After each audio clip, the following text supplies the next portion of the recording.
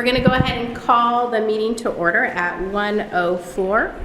And we will start with any public, we're going to do roll call. Lily? Commissioner Allman, Present. Commissioner Ansel, Commissioner Barish, Commissioner Chandler, Commissioner Ebion, Present. Commissioner Muschetti, Here. Commissioner Rich, Here. Commissioner Riley, Here.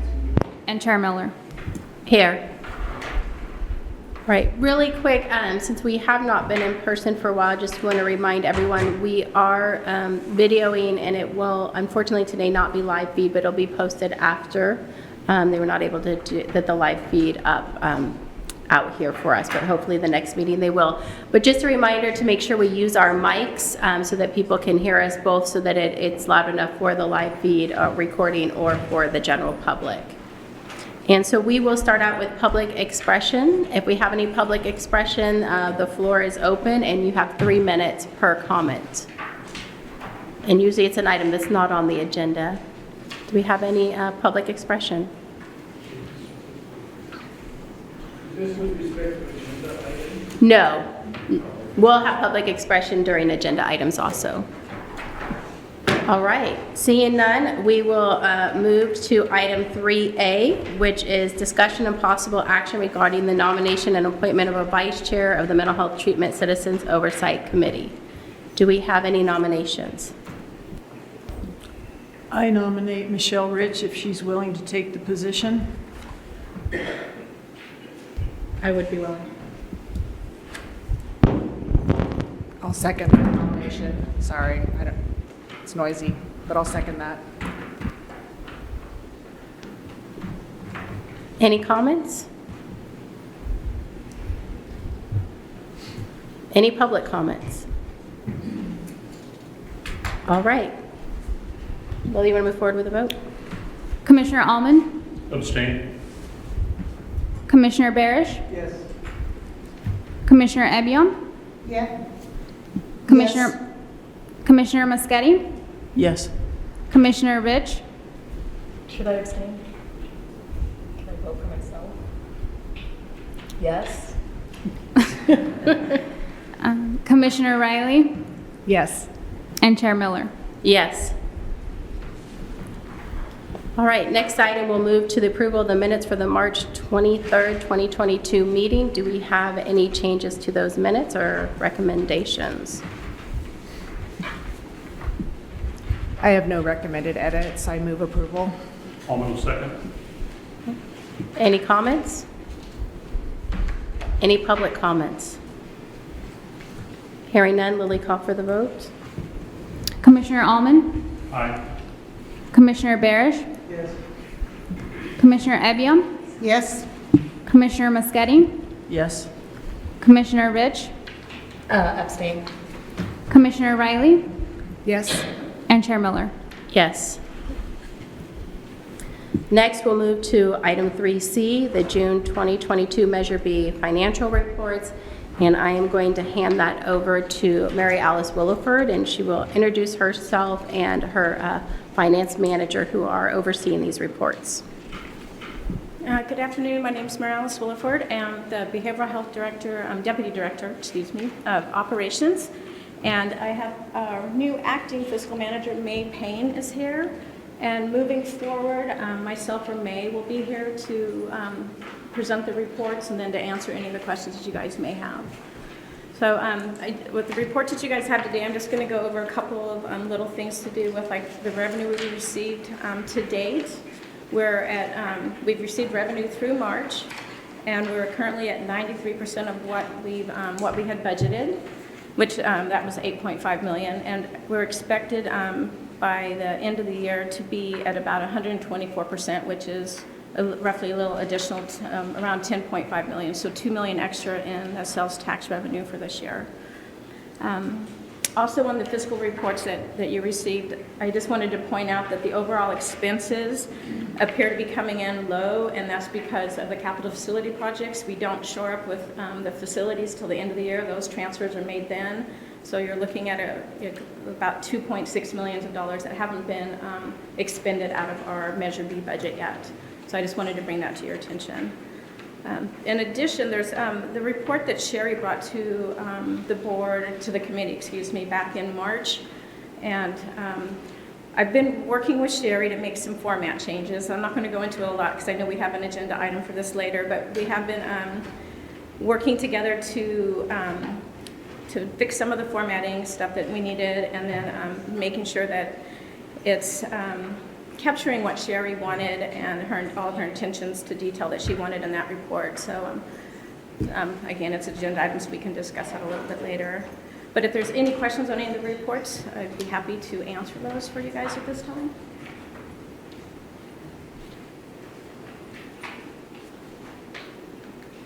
Do you have any committee questions?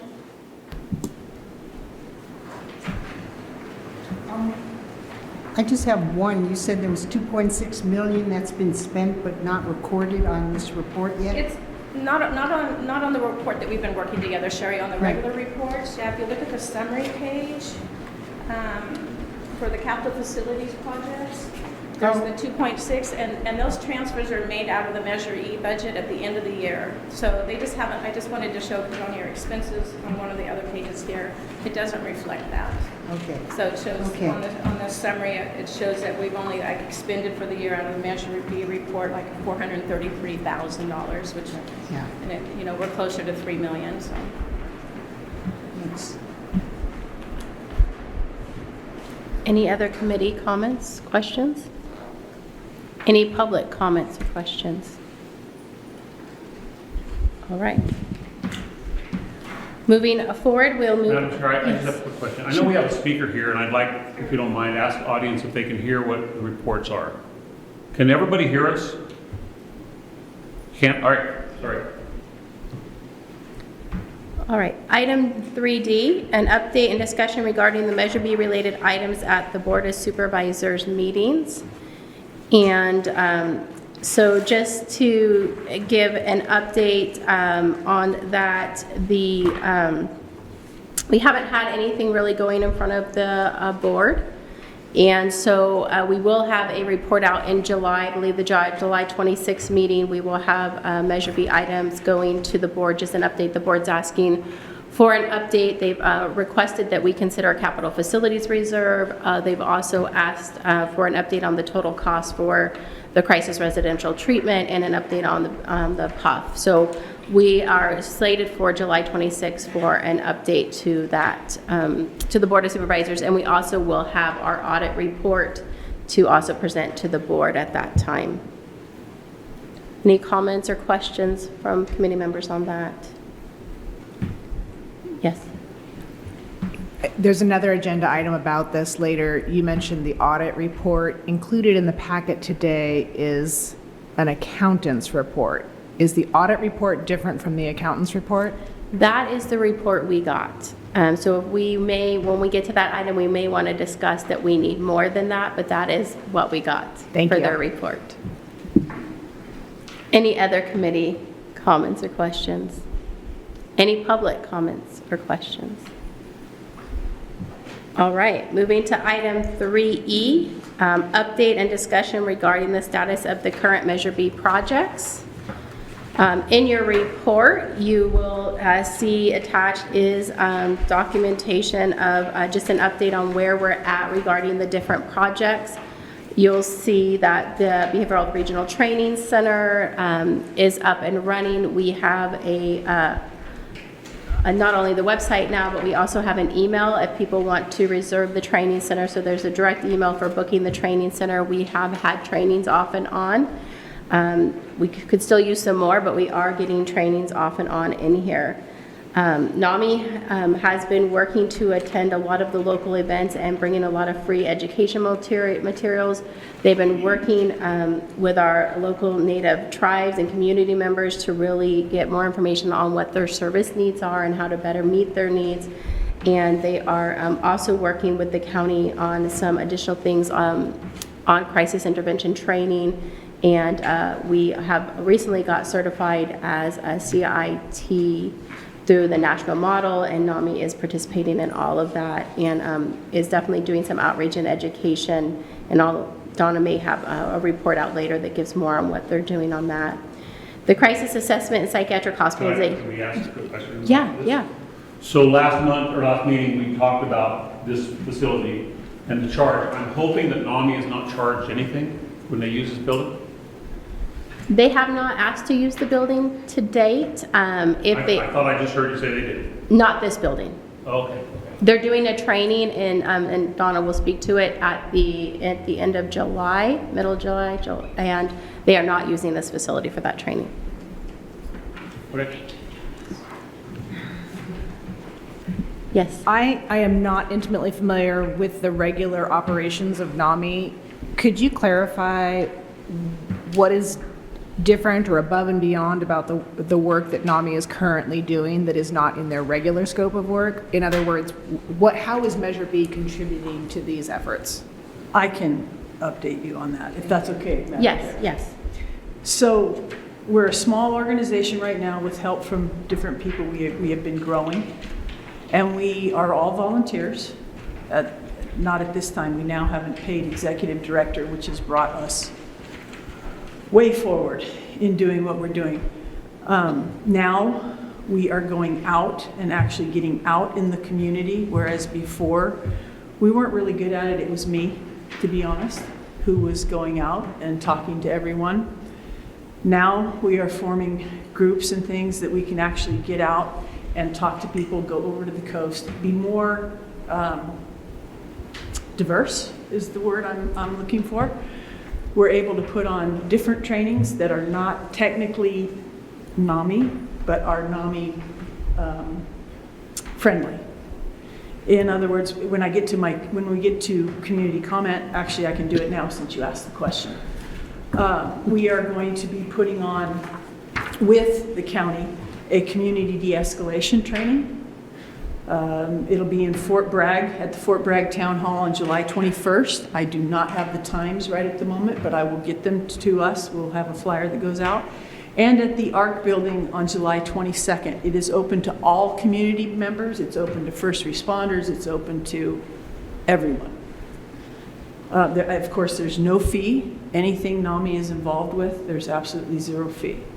So that's one of the things we're doing. We're reaching out to the Native American community and getting things in their world, which is totally different than ours. And we'll be working on the Mexican community and all different diverse. We're trying to get very diverse. And to be frankly honest, the money that we've been using from Measure B right at the moment is for our executive director, who is able to spend 40 hours a week doing things that I personally could not do. Thank you. You're welcome. All right, so for crisis assessment and psychiatric hospitalization aftercare, their numbers are there. They've been giving us to them about quarterly, so we get to see the numbers of the individuals that are being served through those funds that we are giving them. And these are individuals who are non-Medi-Cal, so either they're indigent or they have private insurance and would not be able to get this service without those additional dollars. The Crisis Residential Treatment Facility is open and has been since the end of April. To date, they have served 12 individuals in that facility. Remember, it's a 30-day stay. So you're assuming people will be there at least 30 days. To date, they've had 12 different individuals within that facility and continue to use that facility. The mobile crisis response teams, we have 3 individuals that are going out now with mobile response. It's a combo team it's shared between the Sheriff's Department and UPD, Ukiah Police Department. We had 1, we then grew to 2, and now we have 3 workers. We are looking at our 3rd possibly going up into North County and being able to respond with the sheriffs more up in the Willits, Covelo, Laytonville area. And then also working on getting another member through some grant funds we got to be able to add additional resources to the coast. And I know that this has been getting a lot of use and a lot of good feedback from both Ukiah Police Department and the Sheriff's Office. We did get results on the audit, and they are within the packet. We may have questions on that when we get to that agenda item of what we received. The psychiatric health facility is in the process of being built. We're looking at the plans right now. It's in the planning stages. We're hoping to start demolition in the next couple of months. And I know there will be some additional information presented today within the Capital Facilities Reserve. There's a projection that the cost based on Naughton Lewis and our construction that this project will probably go over, especially with COVID and inflation. So we'll hear from Director Rao later today in our meeting to talk more about the psychiatric health facility cost. Any questions or comments from committee members? Yes. Yeah, Alman, Yes. we've talked about something that's happening on the coast at this hospital.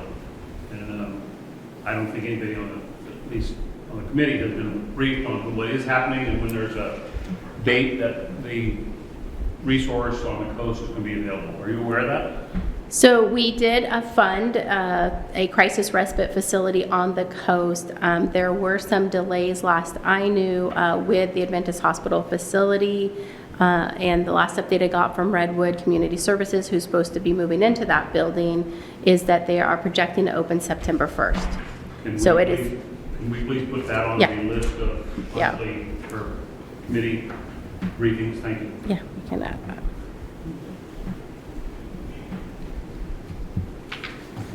Any other comments, questions?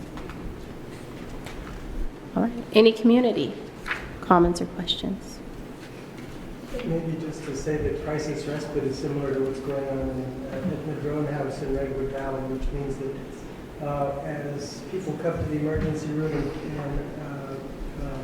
and are a danger to self or others, 5150, rather than go to a PUP unit out of county, they can go to this unlocked facility where they receive psychiatric care, a civic environment, so that they can get over their crisis without having to go out of county in a locked facility.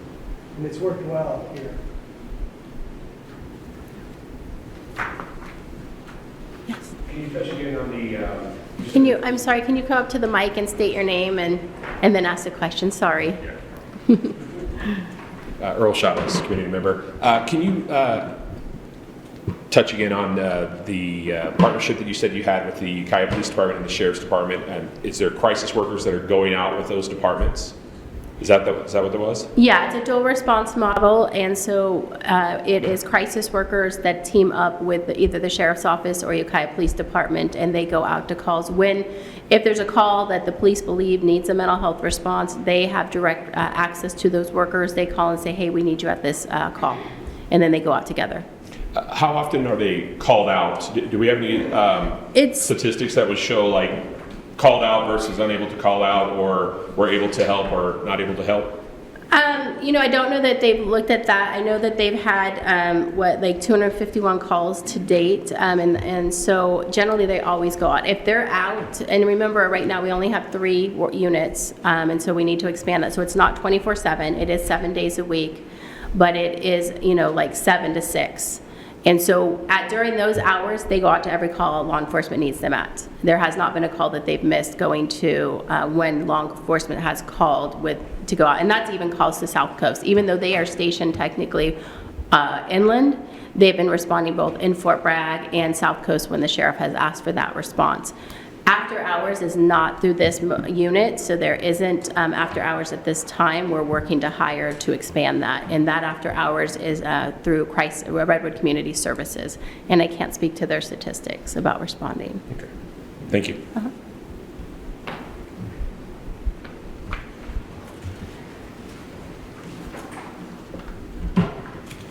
Any other comments or questions?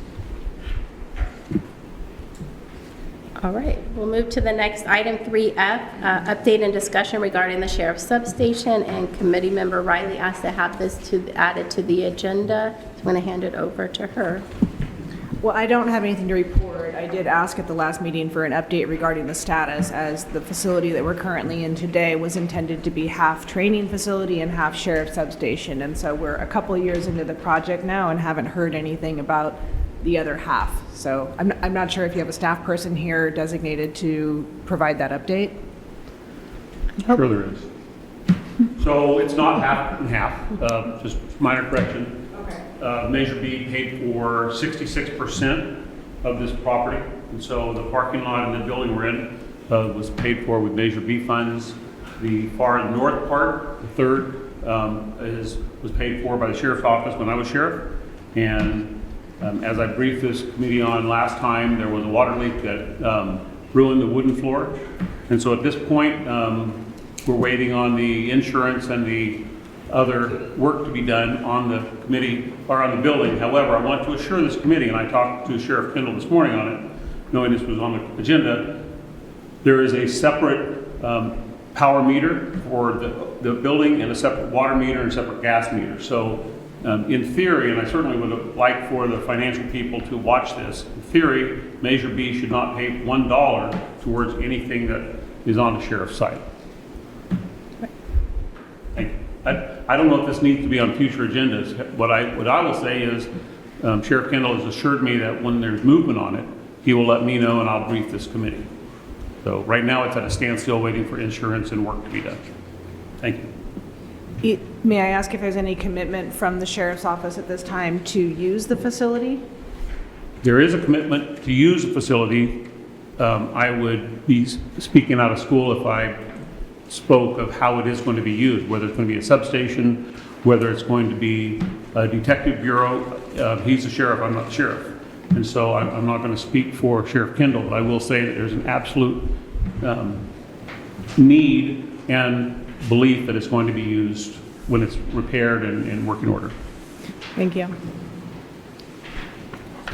Any other committee comments or questions?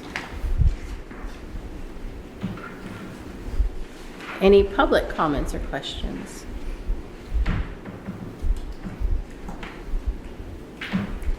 All right, we'll move on to the next item, which is 3G, is discussion and possible action regarding the expenditure plan format presented by county staff for the June 2022 meeting, and committee member Evian put this on, so I'll hand it over to her. Thank you. So the county has put out a financial plan, expenditure plan, as it relates to the strategic plan. And as Mary Alice mentioned, we've worked together to make sure that the information in that report matches the information that I have updated in the report I created. And when we met, there were some things in the county report that were omitted, that are in the report that I created, that I would still like to see as part of the report. And I bulleted them here. The first one was a separation of the budgeted costs for capital costs and operational costs. And when we met, I was told that that comes from the capital facilities, that's how they consider all of the costs for the Crisis Residential Treatment Center, the CRT, that all of those costs were capital costs. And when I did some research online and actually pulled out Googled a printout of what makes up soft costs, what makes up hard costs, some of the things that are clearly in our expenditures in this report that I Googled, things such as soft costs, architectural and design fees, inspections, land and real estate, and it goes on and on. So, and when I question about representing those as hard or versus soft costs, the only reason to me it's important is because in the Measure B, it says a maximum of capital costs is 75%, and a minimum of operational costs is 25%. So it becomes important to designate where those costs is so that we don't run into trouble with those percentages at the end. So that was the first bullet, and that's what's behind that bullet. The second one, annual ongoing costs. Oh, after expected reimbursements. So in the report that I created, I have a column kind of over on the far right, I think it's the last column, that has projects the cost to keep some of the approved programs going once that 0.5% Measure B sales tax is reduced. So, there's, let's see. There's no projected cost for the CRT. There's a number in there for the PUF, but it's, I don't know how solid that is at this point, just because of lack of information. Some more easily understood ones, mobile outreach. That's that Measure B budgeted $340,000 a year for 4 years. So what happens in that 5th year? It's still another $340,000 a year. So that's where I put that in that final column. When that 0.5% tax is reduced to 1/8%, it would be somewhere between $2 and $2.5 million. Will these ongoing costs be able to be covered when that tax rate is reduced? So that's the purpose of that, having that column there, to kind of keep us on the up and up going forward after the 5 years. So I was hopeful to keep that on there. Then the third bullet, other projects under consideration in their projected cost. So what I did was I followed Mary Alice's format where just listing the first 7 projects that had been approved by the Board of Supervisors. Got a total for that. Then got a bottom line, well, based on just these approved projects, this is how much money is projected to be left. Then the other projects under consideration, that's where I added other projects such as supportive housing, crisis stabilization unit, costs related to the Ford Street project that's on the agenda today. But I separated those out because they haven't been approved yet. And then we could see the bottom line if those were approved. So that's the purpose, just to continue to get the big picture of what money we're playing with. I don't mean playing, but what money is available, and if this, then that. How does approving these projects affect the bottom line? And then the last bullet, the reconciliation of expenses from county reports with planned expenses. That's something I'll just do on my own. It's not critical to be part of this report, but it's just a way for me to double check that the numbers are really not necessarily to the dollar, but within an acceptable variance between what I'm representing in this report and what the county reports are representing. So that's, anyway, so I'm hopeful that the report that the county puts out gets part of our packet, as well as the piece that I put out, an update in working with Mary Alice, can continue to be part of that of the reports as well. And then I have one other thing. It's not exactly related to this, but I wanted to bring it up because I'm not sure where else to bring it up. The calculation for the reserve, when it was passed, it said that transfer 6.85% from the balance of Measures B funds into a prudent reserve on June 30th each fiscal year. And when we look at the report that we received this month, which is somewhere among all these papers, you can see that the calculation, it's a little over 3 million is designated as the reserve. But what I've seen in a county report is that 6.85 was applied each year to that balance. And so it's like double counting the reserve. This 3.090, I think that should be the actual amount and not a reserve amount for, let's say, 2019-20 and reserve amount for 2021, because it's cumulative. The expenses are cumulative. And so I think we only need one reserve in there. That's it. Thanks. Any comments or questions? I would just like to thank you, as always, for your generous work toward transparency. Thank you. Okay, so a couple of clarifying points. I guess I do find the conversation about the reserves interesting and think that maybe we should attend to that at some point in the future, but I don't know that it's not agendized as such, so I don't think we can address that today. Right.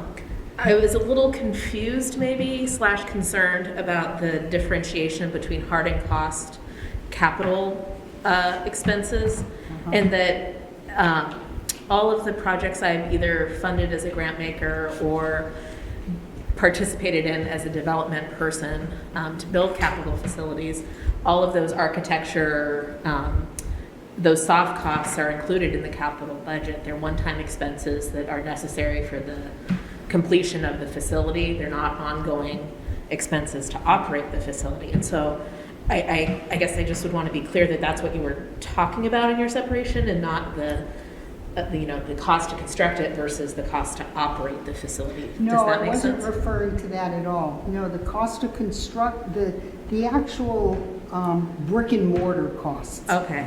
Those are, in my head, are hard costs. But the costs that you don't see, like in the building, an architectural cost to design the building, that's not a brick and mortar cost, but it's a soft, so it would fall into the soft cost category. But it's not an operational expense. It would still fall as a capital expense. Well, Because it's a one-time cost associated with the construction of that facility. I guess I'm equating operational costs not necessarily to run a facility, not that kind of operational cost. But I guess I equated that with soft costs in my head, and maybe, okay. Because I think that we would be well within our purview to include architecture and all of those kinds of things that you're defining as soft costs within the 75% for capital expenses. But again, I am not a finance expert, so I would want to defer to someone who is. My name is Madam Chair. I would just, apparently my microphone was not on. I would just note the purposes for which you're looking at the division may be what bucket you put things in may vary depending upon what rule we're applying and what purpose you're looking at it for. So if we're talking about a distinction between costs under the measure, really the question is, what is the language of the measure and what is the intent of the voters when they voted on that in terms of the breakdown there. There might be other rules that you would apply for accounting purposes, whether that's under I believe it's called GAP, the government accounting principles, or other standards where you may categorize it one way or another, or it may be treated a certain way for tax purposes or things that are related to particular bonds. I would just caution about equating a standard of hard or soft in one area to necessarily apply in the other, because certainly for the purposes of complying with the ordinance, it really is what did the voters intend and what does the language say there, and we really want to be looking at if we're talking about the legal determination, is it falling within what's acceptable under that language rather than how it might be handled in a separate accounting area. Thank you. And I think the thing in my head would be to revisit the language in the Measure B language where they're talking about this percentage breakdown and see how they describe the two groups. And if I may, this is just off the top of my head, but I actually think that the breakdown might have been a maximum for one and not the other. I think your problem might actually be if you were to spend less than 25% for services. So it would be if you spent too much on the capital. That's off the top of my head. I'd have to revisit the language. So you might not, if more ended up on the service side, that might not actually be a problem under the ordinance. So would it be possible to get the language from the original Measure B as it was written? Yeah, so it is available on the Measure B committee's web page, and if for any reason you have trouble finding it there's a number of other avenues we could provide it to you through. Okay, I'll look there. Thank you. Thanks.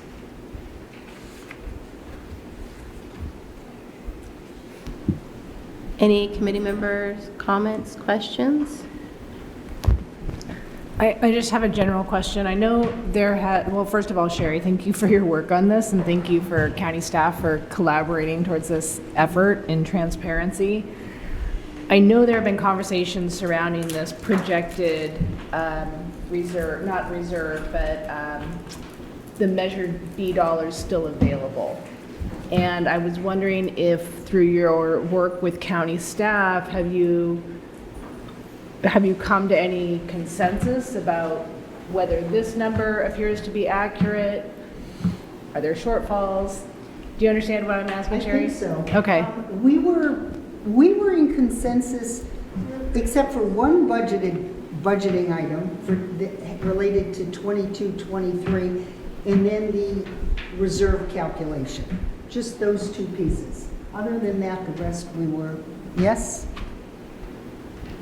Yes, we were pretty close by the end of next fiscal year, between the prudent reserve and the remaining funds, we were looking at somewhere around $12 million that we're projecting. And again, this depends on the sales tax revenue.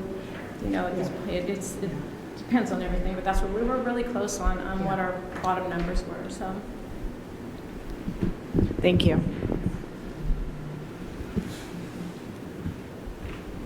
Any other comments? Or, yes. Madam Chair, I really appreciate this conversation. And the reason I say emphasis of really appreciate this conversation is because this could be the very first Measure B meeting we've ever had that there's not questions or arguments about the financial status of Measure B, of the expenses and the revenues and so forth. And I know that we're going to be talking about spending money in the future, like in the next 10 or 15 minutes. But I want the committee members to know, and I along with 4 others have been on this committee since the beginning, this is the first time we've ever actually been in agreement. And so as we're thinking about expenditures of future dollars, the dollars we have, this is the first time we've been in agreement. And I'm very cautious of having one in a row perfect audit, perfect time, okay? Because that's what we're hitting one in a row right now. So I just want the committee members to know that. Thank you. Any other comments or questions? Yes. Do we have a motion regarding this item? I'm not sure if I need to make a motion. That Both reports continue to be presented as part of our meetings to the committee members and the public. So that would be your motion, is that both reports are Yes, presented? yes. Do And you- that, yeah. Do we And have a- with the understanding that the county and I will continue to work to make sure we're on the same page, though. But that's separate. It's mainly about having both reports presented. Do we have a second? So what is the motion you're requesting to entertain? What is the motion? The motion is that at all future meetings, the reports that are sent out, there would be 2 financial reports, one prepared by the county, as well as the report that I created, as well as the one that I created. With all due respect, that will only work while you're on the committee, Sharon. No, because- I did that before. All right, that's a pretty big motion right there, because it's time consuming, I know it, and listen, we all want the transparency of it, but to put it in motion form and to say, from henceforth, we're gonna have we're gonna have a double set of documents, one from the county and one from you, I think is pushing us to the edge of a cliff. I don't want 2 sets of books, I want 1 set of books, and what happens when the county and your numbers disagree? Well, that's when we meet, and we actually found places where I realized that there was a cost for mobile response that I didn't realize should be posted there. And there was a budget for next year that was double budgeted, and I won't go into any of the detail, but it's a wonderful way to get more accuracy, if anything else, because we're really checking each other's work. Well, then why not have 1 set of books that's prepared by both of you? I just don't, I've been in government for 39 years, and having 1 set of books is really the way to go, but if you find a problem with the counties, throw the red flag down and say there's a problem with the counties. But to have 2 sets of books, I think we're setting ourselves up for almost failure by future disagreements. Okay, so I guess then what I would like to, I hear you, Tom, and what I would like to see is, I'm looking for that paper, that those bulleted items that show up on the report that I prepare, Right? that those be included. By all means, absolutely. I'm not attached to necessarily, I just wanted to make sure that that all the information that was in the report that I prepare is in some report, that's all. I agree with that. Okay. I just don't want 2 sets of books. Good. It's too confusing. Good. So then, can I amend my motion? You can withdraw it and make a new one. Okay, I'll withdraw. And here's a new one, is that the requested considerations in this agenda items, those bulleted items, be included as part of the county report that is produced. Almond will second that motion right now. Okay. Do we have comments or questions? Has there been public comment on this item? Not yet. I'm going back to us first. Can I just add something? I said the majority, some of those bullet points are included in there. It was just the way that we look at things. And it's to do with that, like the capital facilities where she was the 25% versus Right. them all being in that 75% bucket. So some of those bullet points are already in there. Right, It's just, right, yeah. right. I just wanted to add those. But I'll continue to do the ongoing ones. So, I guess this brings up one other question in my head, if I can find the paper.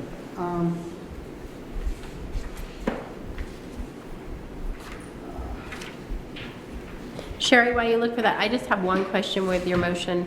Committee member Rich noted that usually soft and hard costs all go under capital. And you noted that one should be under capital and one should be under operations. are you still in that belief that you want the soft cost under, okay, so good. So I just want to make sure for the fiscal staff, they know it's fine to keep all the capital facilities soft and hard costs as they've done it. Because No, that's I one of your just- bullet points. I guess all I would like is to read the Measure B language to get a better understanding of what's meant by operational costs. Okay.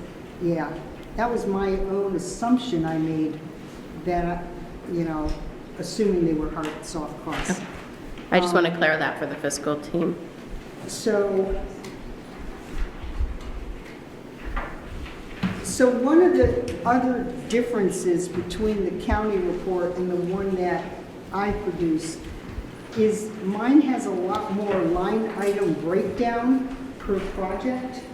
So for example, I'll just use this one, it's pretty obvious. In the CRT, there's a dollar amount for the couple's contract, just a flat dollar amount. And in mine, it's broken down into the base bid, alternate 1, alternate 2, alternate 3, 4, 5. Those are broken down and which ones were approved and which ones won't. The total comes out the same, but I've got that breakdown. And that is pretty typical throughout. May I speak to that? Sure. And so on that too, and I had talked to Sherry about changing that because it's a really hard thing for us to track in fiscal. Capital facilities, those projects are done at our facilities. They put those entries into Munis.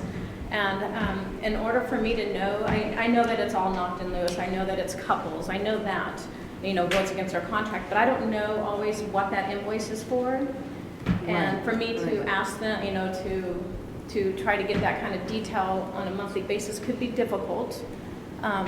So I was suggesting that I could put like the contracts in there with the total max contracts and just put what's been paid against those contracts without breaking it down into all the little sub line items that Sherry has in there. And the only other place that seems to occur, because they're involved in so many of the projects, is with Nocton Lewis.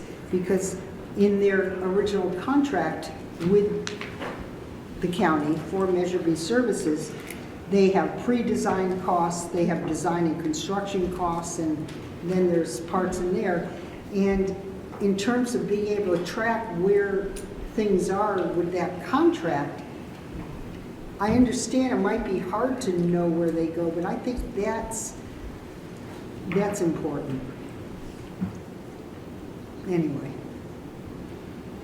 So we have a motion on the floor. We have a second. Any other committee comments? I know that Sherry had a second piece, but first I want to get through this motion. I will open it up to the public. But do we have any other committee? I just want to confirm that the motion is that in addition to what the county is providing us for the annual or the monthly or meeting quarterly budget, that Sherry's budget points are going to be included in that through the help of Sherry with the auditor's office. That's a motion, right? Yes. Thank you. All right, any public comments?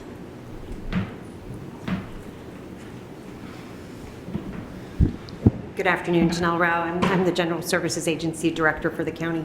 Just to clarify a few points, and I didn't want to interrupt because as former Sheriff Tom Allman was mentioning, this is probably the best conversation I know I've heard in the Measure B's history, because I've been following this for quite some time since the formation of the committee. So with regards to capital improvements and capital asset management, so the entire cost of the project of that asset is capitalized. That includes any of the design and architecture, as Michelle mentioned. And that's either through the public contract code and also through our auditor controller, which when she's present or appointed, I'm sure she could clarify as well. And there are some guidelines to that. Does it add or improve the life of the asset? And if it does, those services, whether you consider them hard or soft, they are part of the capital project, and therefore they amortize them over the asset. Regarding the billing and just kind of clarifying that, it would be very difficult to provide monthly reports on the status. What we do is we manage the project as a whole. And our facilities project teams do look at the contract and work with the architects, let's just say through design. What are you to date through design? Are you 75% and then what's your build to date? That's part of contract construction management and not necessarily a fiscal report that we would provide. But what we do is we do a reconciliation of the project as a whole. Typically, that reconciliation is done at project conclusion. And then you have a complete accounting of the entire labor, service, materials, and that's typically provided at the end of the contract period. So that's it. Thank you. Any other public comment?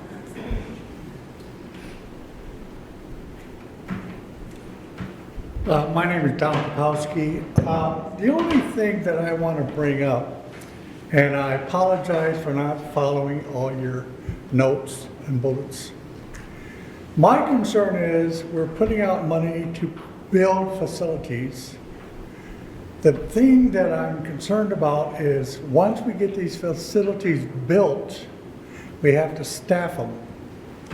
And so where does the ongoing funding continue to help fund the staff and keep these facilities operational, not 5 years from now, but 25 years from now? I heard a phrase that there's a 5-year thing being discussed, and that bothers me. So I just want to make sure that this astute group of people are taking this into consideration of where do we go after the facilities are built and after 5 years, and now, okay, you're on your own. That's my biggest concern. Thank you. Yes. Commissioner Almond? If you don't mind, Madam Chair, I'd like to respond to that. And- No, that's fine. And Don, I appreciate you being here today, and that question has come up at every meeting. So this is not a new question. Okay. To remind everyone that when the half-cent sales tax goes away, it continues at an eighth of a cent sales tax. And that it will be approximately $2 million a year. And reminding the community and reminding the board of supervisors that government services are not free. And the board of supervisors has to understand that providing services costs money. And this county was providing some mental health services long before Measure B was even thought of. And we can't assume that Measure B is going to pay for all ongoing mental health services. So in other words, the board of supervisors understands that 83% of the county has said mental health is a priority. And they said that by their vote and by paying extra taxes.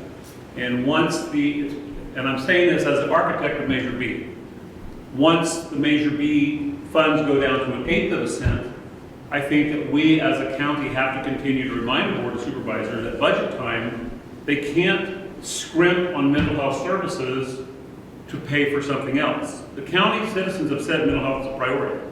And the fact that we have Measure B proves it. The fact that we're sitting in a Measure B building substantiates. So we're aware of that, we understand it, and the good news is we have a good mental health director who's making sure that Medi-Cal and insurance reimbursements help continue to come into the county so we can provide the services. Thank you.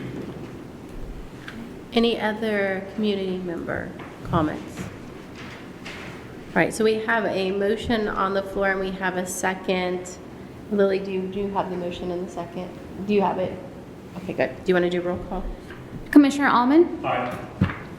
Commissioner Barish? Yes. Commissioner Ebion? Yes. Commissioner Maschetti? Yes. Commissioner Rich? Yes. Commissioner Riley? Yes. And Chair Miller? Yes.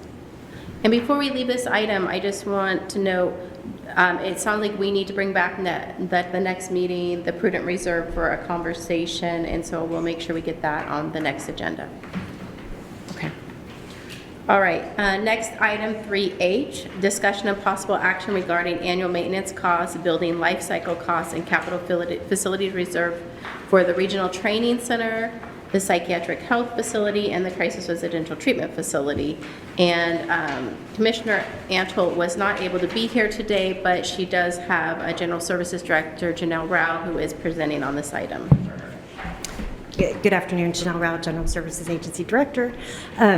My pleasure to be here and to talk about this this discussion. This falls into, again, you're talking about the cost of ownership of your real property, as former Sheriff Tom Allman was mentioning. It's the life cycle of the building. It isn't necessarily in 5-year increments, although under a capitalized planning perspective, we do, as a county, look at it in 5-year increments. What we've been doing from the county as a whole, because again, it's county-owned real property, we've been assessing our county-owned real property, assessing it for its condition, space, utilization, safety, ADA. I went ahead and asked our facilities team to take a look at this particular facility, the River Valley Training Center, or the Behavioral Health Regional Training Center, as a starting point. We have a draft of that, and a draft by means of your capital asset management. What are your capital annual or 5-year increment investment that you should be planning for? And again, snapshot, draft work in progress. Those types of improvements would include your HVAC unit replacement, exterior painting, your parking lot maintenance. We did look at that under Measure B for a percentage of share of that. I'll adjust those percentages based on, I was listening to Tom Allman's comments there about the 66% versus we had like a 75-25, but we'll shore that up. This is not something that's written in stone.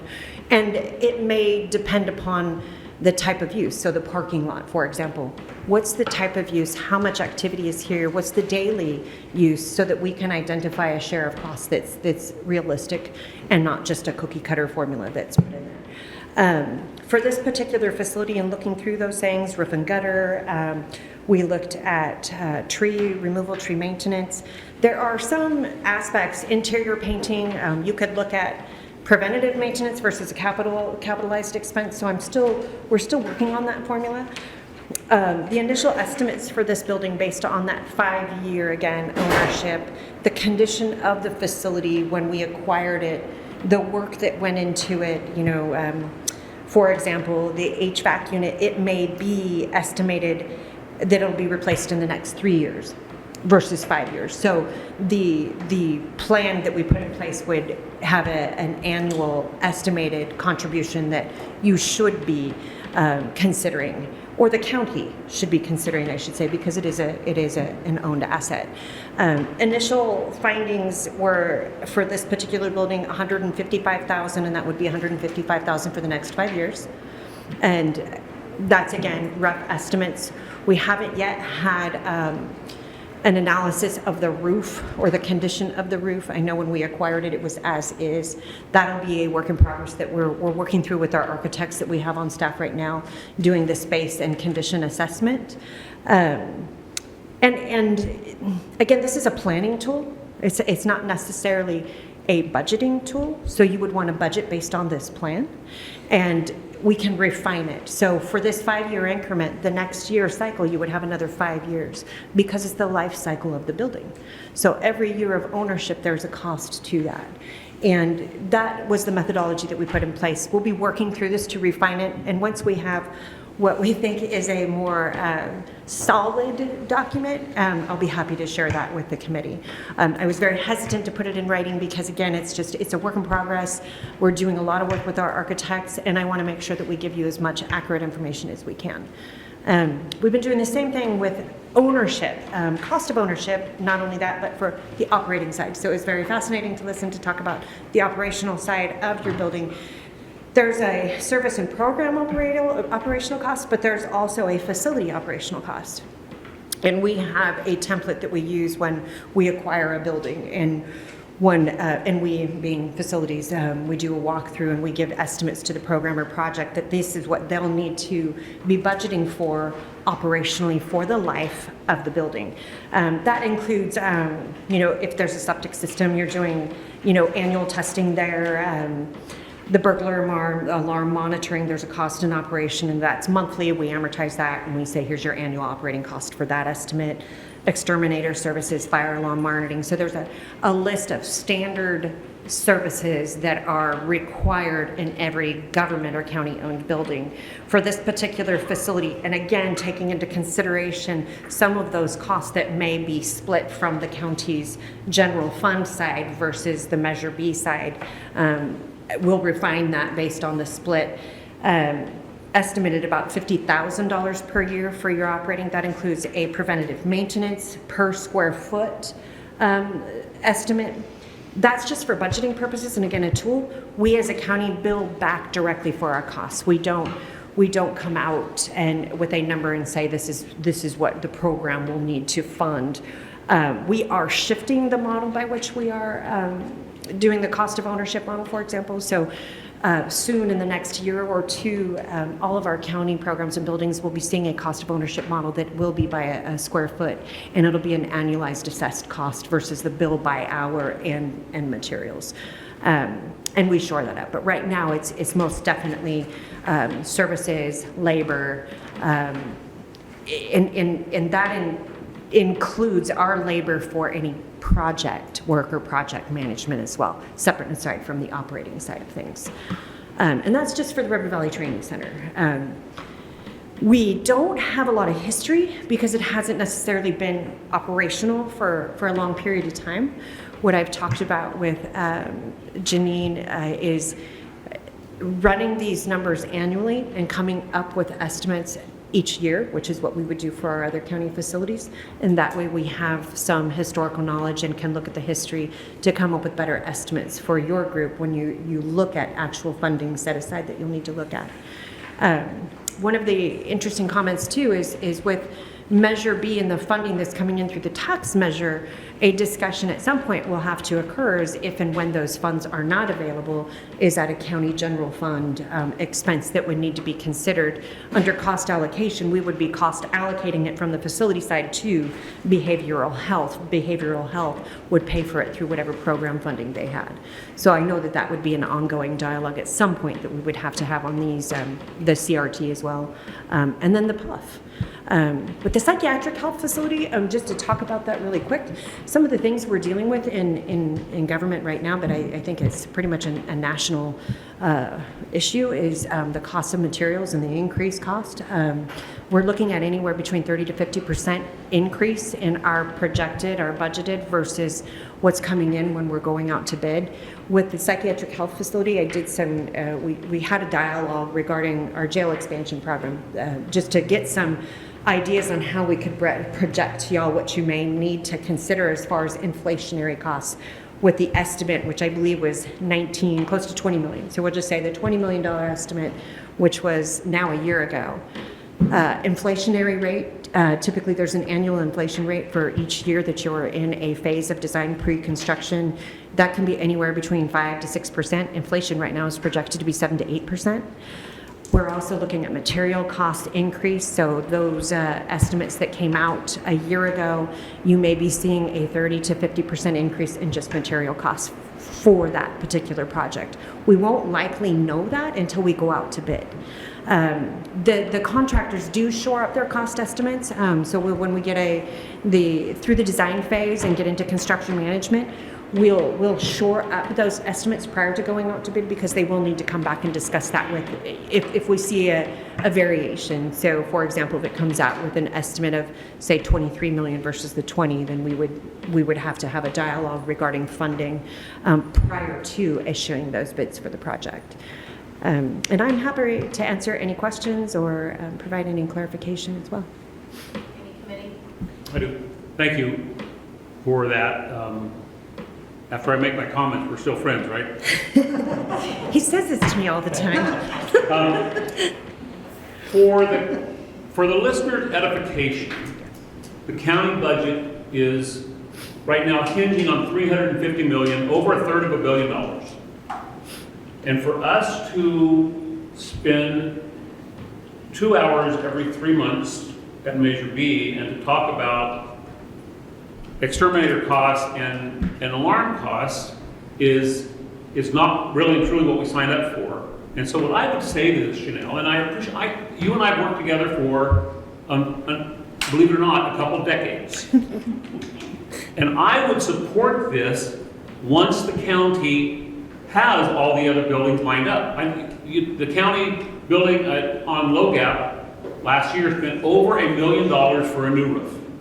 I'm going to guess the Board of Supervisors is not putting money into this fund that you're talking about now for the roof in 20 years because I know how tight the budget is.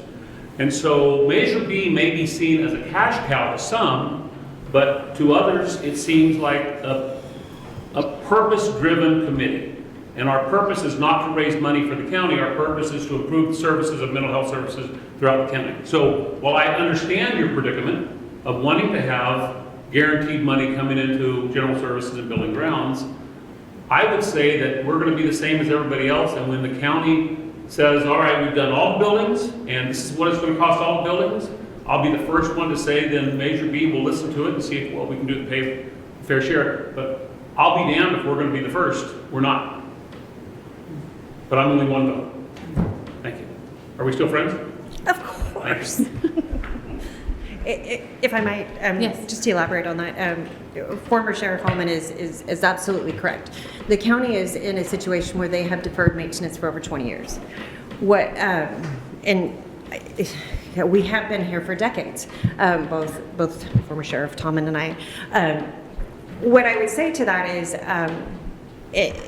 in my role as the General Services Agency Director, it's to be transparent and informed. And I both informed the board, the CEO, and again, anyone who's asked, here's a transparent report on the cost of ownership of this asset. Now, the board has elected, our Board of Supervisors, our elected Board of Supervisors has chosen to, and not necessarily those seated right now, over the last 20 years to defer not only preventative maintenance, but capital maintenance reserve. So the condition of every county-owned building is in a state of deterioration. That being said, when I'm with the board in closed session under acquisition of any real property, I do advise them that they do have an obligation to maintain their facilities. That's every facility, not just this facility. I have a question. You mentioned specifically in regards to the PUF facility that there could conceivably be a 30 to 50% increase for the cost of materials. Does anyone, maybe this is, I'm not sure if this is a question for you or not, but do we have any idea in that, only because it's it's related to our agenda today, do we have any idea of that 20 million or so, $21 million PUF budget, how much of that is due to cost of materials? I'm trying to think of the percentage. There's usually a percentage of design, pre-construction. I don't know if it's 25%, 75%. I'd have to firm that up. I would hate to throw that out there and have it be inaccurate. We can most definitely come back with that because in the contract it is defined.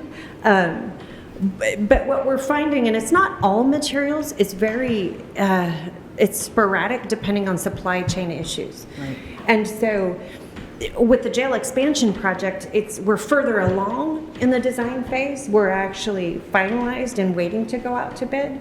And so we are shoring those numbers up monthly, if not, more often. So what I would suggest is that we could come back, or I can get the information for Janine to share with your group what those percentages typically are, so that you have a way to project or at least come up with some sort of a ballpark. Thank you. Any other committee member comments or questions?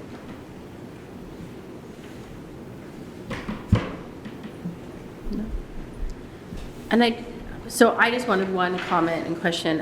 I know Janelle mentioned behavioral health. Behavioral health will not be able to maintain these buildings, the capital facility cost of these buildings long term. And so that's not something we'll be able to put into our budget. So I just want to make that clear, that that's not something behavioral health will be able to come in under and be able to maintain.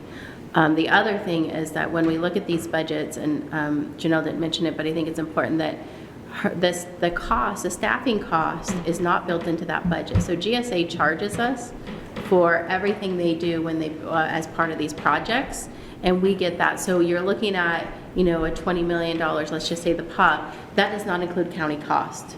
So behavioral health does not put cost in. We're not, my time that I meet with them, I never bill to Measure B. But the GSA, we do have to pay for all their time, and they are working with the contractors regularly. So I just want to make sure when we look at budgets, we need to also make sure that we include that into our cost, because that is an additional cost that went into the CRT, that went into this training center, and will go into the psychiatric health facility. There are county costs that go into that. And so I thought that's important to note. If I might, Yeah. usually in the public contract code, you include what's called a 30% overhead. That 30% overhead is added to your project estimates. So we estimate that within that scope, there should be a 30% overhead estimate. We can verify that. That 30% accounts for any staff time, but again, as an estimate, and then we bill actual. So we try to put in that inflator again in the estimates, but we shore that up. The average weighted rate for a project specialist, for example, will increase annually. So we shore that up, and then we bill actual time, not necessarily just apply a 30%, but the 30% is put in there as somewhat of a cushion. And do we know, estimate what we think the gel project is going to go over budget based on what they budgeted to what we think today? I mean, I know it's an estimate. Of course you would ask me that. Just- So this has been a topic of conversation in many venues. So back in 2014, the original jail project expansion was estimated to be about $25 million. This last year, we shored it up at $33 million. We increased it by $1 million due to the material cost estimates. We're looking at $34 million about right now. So, 6, 7, 8 years later, we are nearly 10 million more. So we're 9 million over the estimated. And I think, just to say, I think one of the things, I know one of the supervisors has asked is, do we want to look at a capital facilities reserve for long-term maintenance of our buildings? I do have to bring something back on the 26th, and it could be that this committee has not voted on that or didn't take that up, but I think it is at least a conversation I need to bring back that we had, which is why Janelle was here today, was to, while they don't have set estimates, is this something this committee wants to look at? The board could initiate it without us at their board meeting, but there was a question about capital facilities reserve. They want to make sure the buildings are maintained long-term. Dr. Miller? Yes. If I may, I to that end, the estimates are really preliminary. I feel like the conversation's really preliminary. I agree with former Sheriff Allman that, I'd love to see it as part of a whole scope of project, but I do think it's important that we take care of these facilities. I feel like we're really fortunate in Mendocino County to have these kind of specialized mental health facilities. And so I would be interested in having it come back as a discussion with more fleshed out numbers. Do you think our next meeting is like in 3 months? Do you think you guys will have maybe more fleshed out? We can focus on that. I mean, we're looking at every county facility, so I can just like I did in coming up with these estimates, have the architects really focus on this and use this building primarily, because again, it's almost like we're using it as a template. And have some more shored up numbers for certain. And again, our role or our goal is to come back with a true cost of ownership model for every county-owned facility. So transparently, I will be presenting it to the board. Whether they take action to fund it is a decision at the policy level. But I will be reporting this building along with the rest of them. I'm not sure if it will be in the next 12 months for all county facilities, but I can focus on this one for sure and have our team really put some emphasis on this. Any other committee comments or questions? Any community member comments or questions? Hi there, Jessica Johnson, just a public community member here. I just wanted to say that I think, thank you, Janelle, that was great. And I think it's really important, I think this goes without saying, but I'm still going to say it, that these issues are fleshed out before you continue to, I mean, obviously, if there is that much of a discrepancy in building any new facilities, that needs to be addressed before you can establish a budget to build the facilities and not come up short in the end approving facilities that maybe aren't going to be able to be finished. I guess. Thank you. Thank you. Any other community comments or questions? All right, we will move on to the next item. And the next item is discussion and consideration regarding funding requests from Ford Street Project for expansion of the Ukiah Recovery Center, and Commissioner Riley. Thank you, Chair Miller. Before the committee this afternoon is a request for funding from the Ford Street Project for expansion of their substance abuse treatment facility. Unfortunately, this committee has not spent a lot of time talking about substance abuse treatment, especially considering the level of attention that it was given in the Kemper study itself. There are a couple of parts of the study that are cited in the agenda summary report that was projected, but throughout the Kemper study, the mental health system is referred to as the mental health and substance abuse treatment continuum of care. The two go hand in hand, which is without saying. The recommendation in the Kemper study, which we accepted as our strategic plan, is that we spend 10% of our funds expanding the substance abuse treatment facilities. To date, we have not spent any or allocated any. And I know this is immediately following a conversation about inflation and do we have enough money to build the already committed facilities. But I think this is a really important discussion to have, particularly since the Ford Street project is a known project. It demonstrated results. They are proven successful in what they do. So rather than speculating whether we can staff this facility, whether we can afford to build the facility, we have a shovel-ready project for consideration before us with proven results. In the action steps in the Kemper report, it specifically states, and I'm paraphrasing here, that we shall direct the behavioral health director to prepare a plan to use year one Measure B funds for expansion of substance use disorder treatment facilities. I'm having a hard time with that acronym. The Kemper report was published in 2018. I probably don't have to share with you that substance abuse has dramatically escalated since 2018. If you look nationally what's happening with drug abuse, and you don't have to have glasses or be close to see what's happening on this chart. The final bar on this chart is 2020. 2021 continued to go up after that. This chart shows the same information, specifying with this blue line here, this is opioid use, primarily fentanyl. So while Kemper explained that this should be a priority for the Measure B committee in 2018, I believe it should be even more of a priority for the committee today.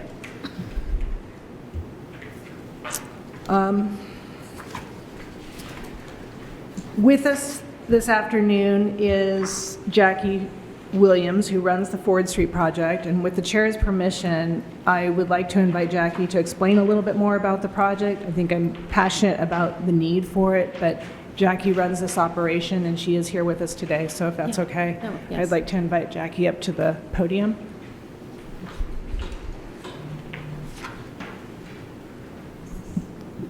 Now am I on? Okay. Hello, everybody. Jackie Williams, Executive Director of Ford Street Project. Thank you, Shannon. I know many of you understand the fentanyl project, the problem in our community, the opioid crisis, and the heartbreak that has brought to us. I think COVID sharpened the local system of care. And what I have before you is a request to help us serve more people. The need for substance abuse residential treatment, it is an important need. The other need in our communities is for what we call social detox or withdrawal management. During the height of the COVID situation, our ERs were inundated with those issues, but also struggling with people who really needed social detox, not needed to stay in the ER, meaning that they did not need a medically assisted detoxification. And as we started working more closely with the Adventist Health ERs, we realized in many ways, if they could help us to get the COVID testing done quickly, we could get the folks out of the ER and start helping them faster. The good news and the quick lesson for us was over 60% of the people that we immediately brought into withdrawal management, after they detoxed, asked for help, asked to stay in residential treatment. That's one of the most difficult things for all of us practitioners know, is to be there to offer the help when the people ask for the help. So I feel like we're working well as a continuum, but the reality in our community is we need to be able to serve more people. The existing property that we are utilizing today has, a residential treatment dorm, and we put our detox patients and serve them, and they're a part of that dorm. The truth is we need 3 times the number of detoxification beds. And so our plan is to repurpose the sober living environment, the 18-bed sober living environment that's right next to the treatment dorm, so we can focus and preserve the safety and health of those folks and detox more people. To do that, as we continue to serve more people, we need more group rooms, we need more, one-on-one spaces to do our one-on-ones for the folks in treatment. And I'm happy to report that we were able to get the $3 million behavioral health grant that will pay for a new building to provide those 2 new group rooms and the additional office space. But what I'm here asking for is, I don't want to give up on the sober living environment. I think we need to rebuild that. And what that does for our folks is, once they finish treatment, and most folks opt for 30, 60 days, some folks stay 90 because of a more protracted issue. But it gives them a very low cost and affordable opportunity to stay on site, and we help them find part-time work. If they want to go engage in school, we help them with that. But we kind of let them choose the reentry path that accommodates where they are at the time. So I feel, and I think I wrote, I know from a safety priority, creating the 18 beds for detox is the most important thing we can do in our community right now. The sober living environment is a stabilization play, right? And I want that too. So I'm hoping that you will consider helping us fund that. The site has experienced, as many of you are I'm sure aware, additional issues with regard to safety and security of that campus. So also in our proposal is the current driveway would extend all the way to Ford Street, straight shot, and we would then have a clean line of sight and security gates on both ends. We've just had 2 close calls with people that shouldn't be there wandering around, and we're going to have to provide better security with improved fencing and those things too.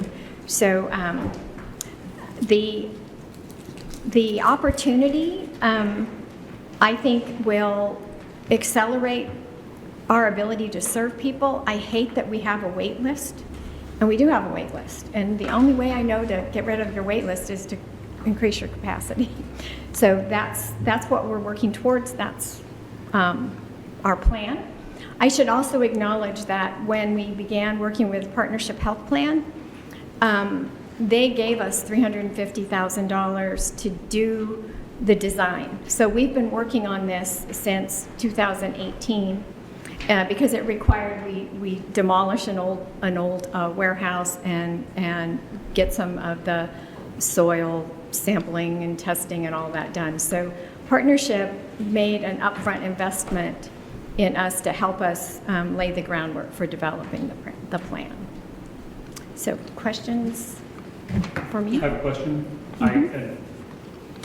This question is either a deal breaker or it could be a possibility, but one of the hard truth to government money is prevailing wage is something that can absolutely blow a budget up.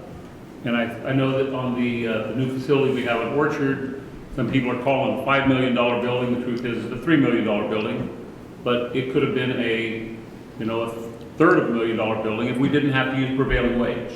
And prevailing wage is the law of the land. And so the numbers that you have here, were they prepared using prevailing wage? I had to land the 3 million.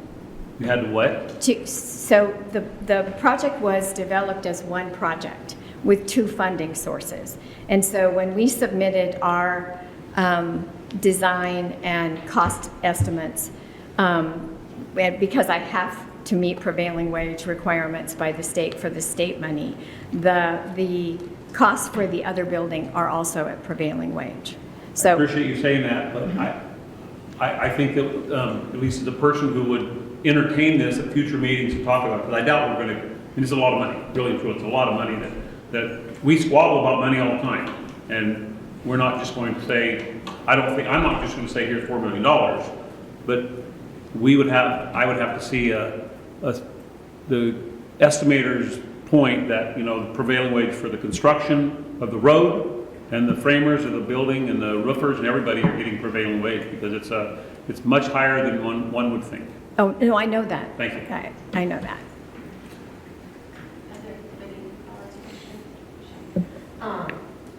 So I want to frame this as, I guess, I really see the need for additional supportive living for substance abuse recovery.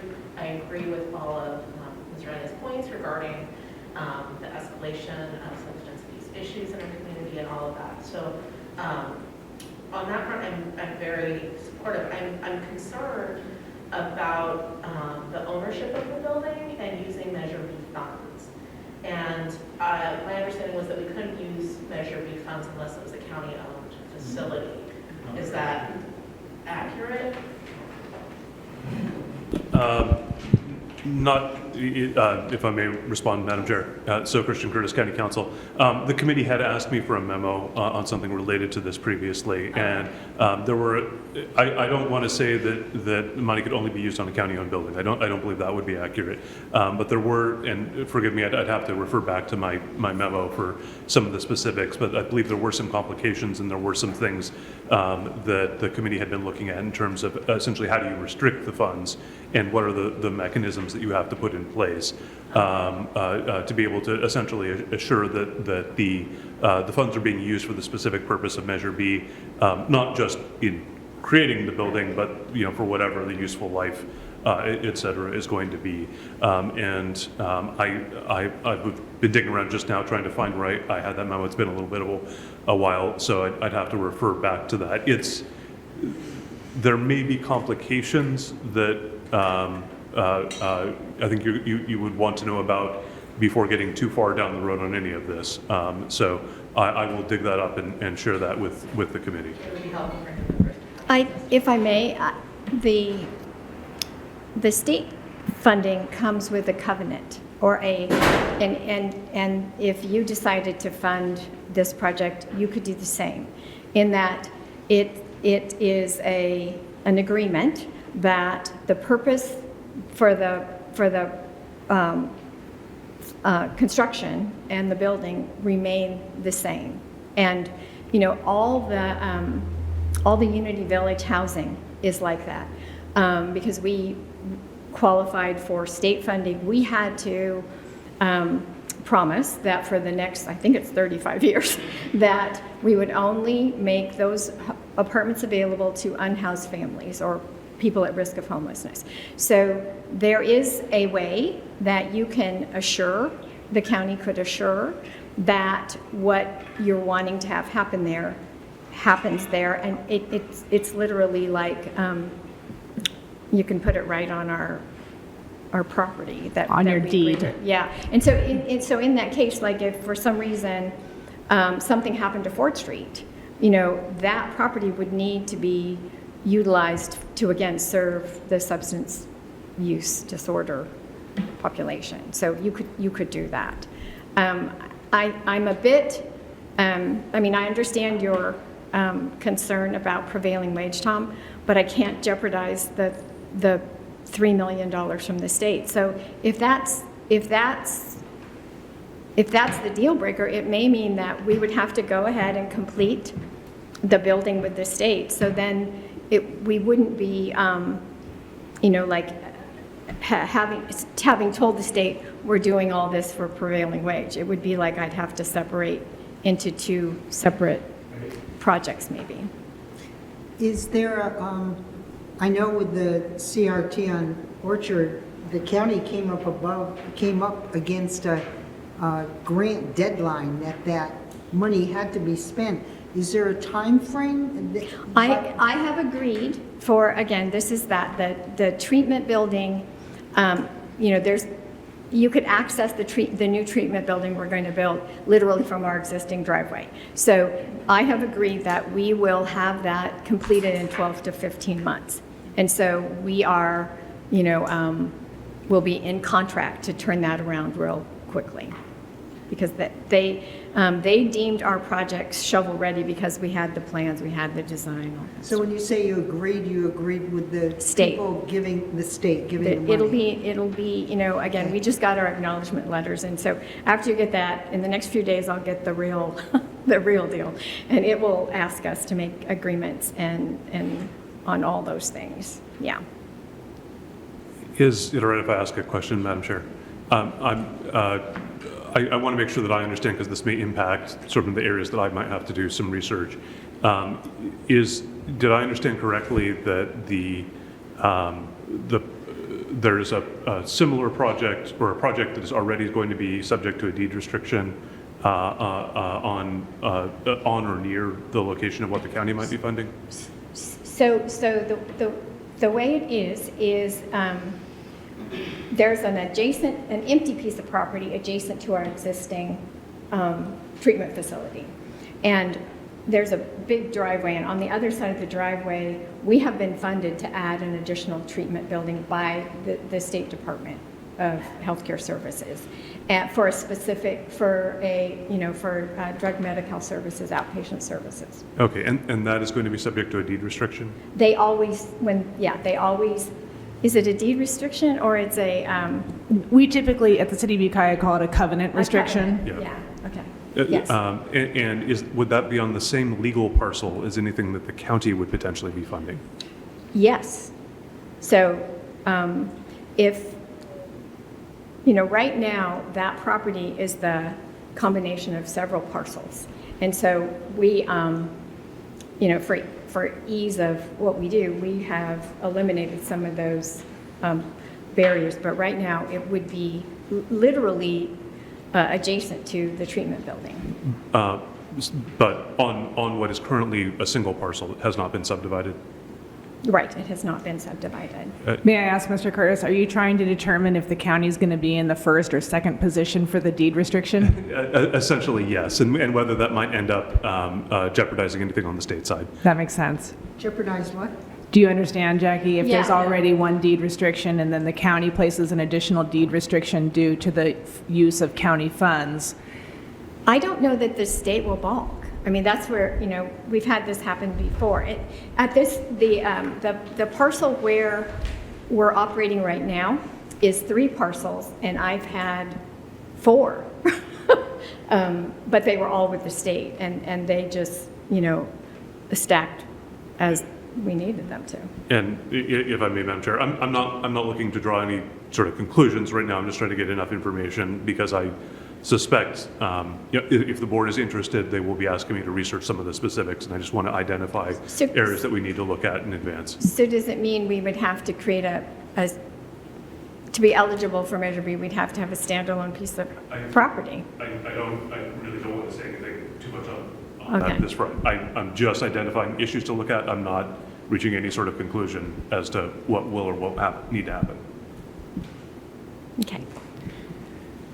If I may, on the topic of covenant restrictions, the city has done this for many, many years with the use of redevelopment monies and applying for CDBG funds for other organizations. And so typically we have anywhere from a 35 to a 55-year covenant restriction on those projects. And so that protects the investment and ensures the community that this property will continue to be used for this said use.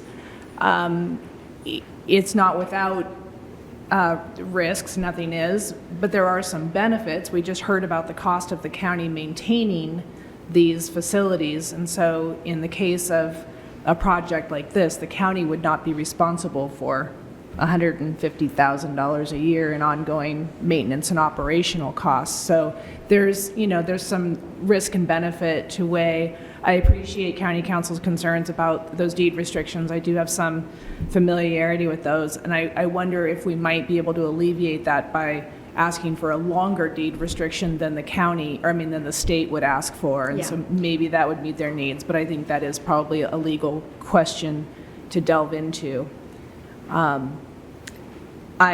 At this point, I think I'd like to say that I recognize that this is a large ask, $4.1 million, when we're not sure if we have $2.9 million left over or negative $20 million left over.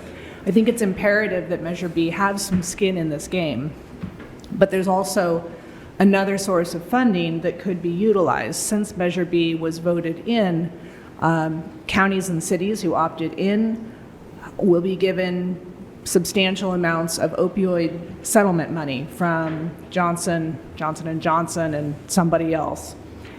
We've just received a report at the City of Ukiah indicating that our first allocation for this year will be over $21,000, and over the next 18 years, we'll be receiving about $488,000 total in opioid settlement funds. The city manager's office is prepared to ask our city council to allocate the entirety of those funds to this project if it is in partnership with the county. The county is going to be receiving over the next 18 years over $7 million in opioid settlement funds, which to my knowledge have not been allocated yet.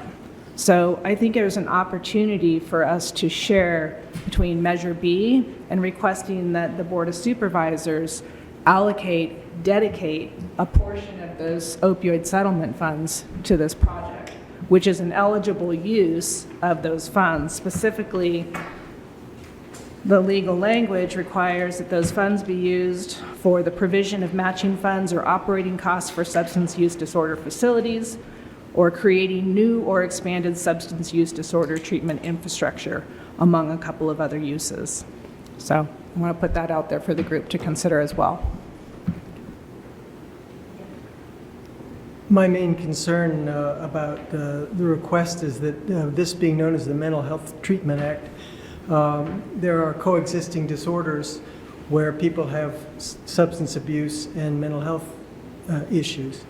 I asked Drew Colfax, he's an emergency room doctor here in Ukiah, what he would estimate the people who come through the emergency room are dual diagnosis or co-occurring disorders and simply addiction, and he thought greater than 70%, so certainly a great deal or more than half.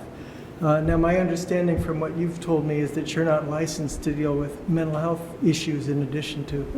We are ASAM 3.1 and 3.2, so that means that people with less critical behavioral health issues, virtually most of our clients have things like anxiety or something, but we don't have a psychiatrist on staff, so we do not, we're not safely able to or licensed to provide substance use treatment to that population, to the seriously mentally ill. That's not who we serve.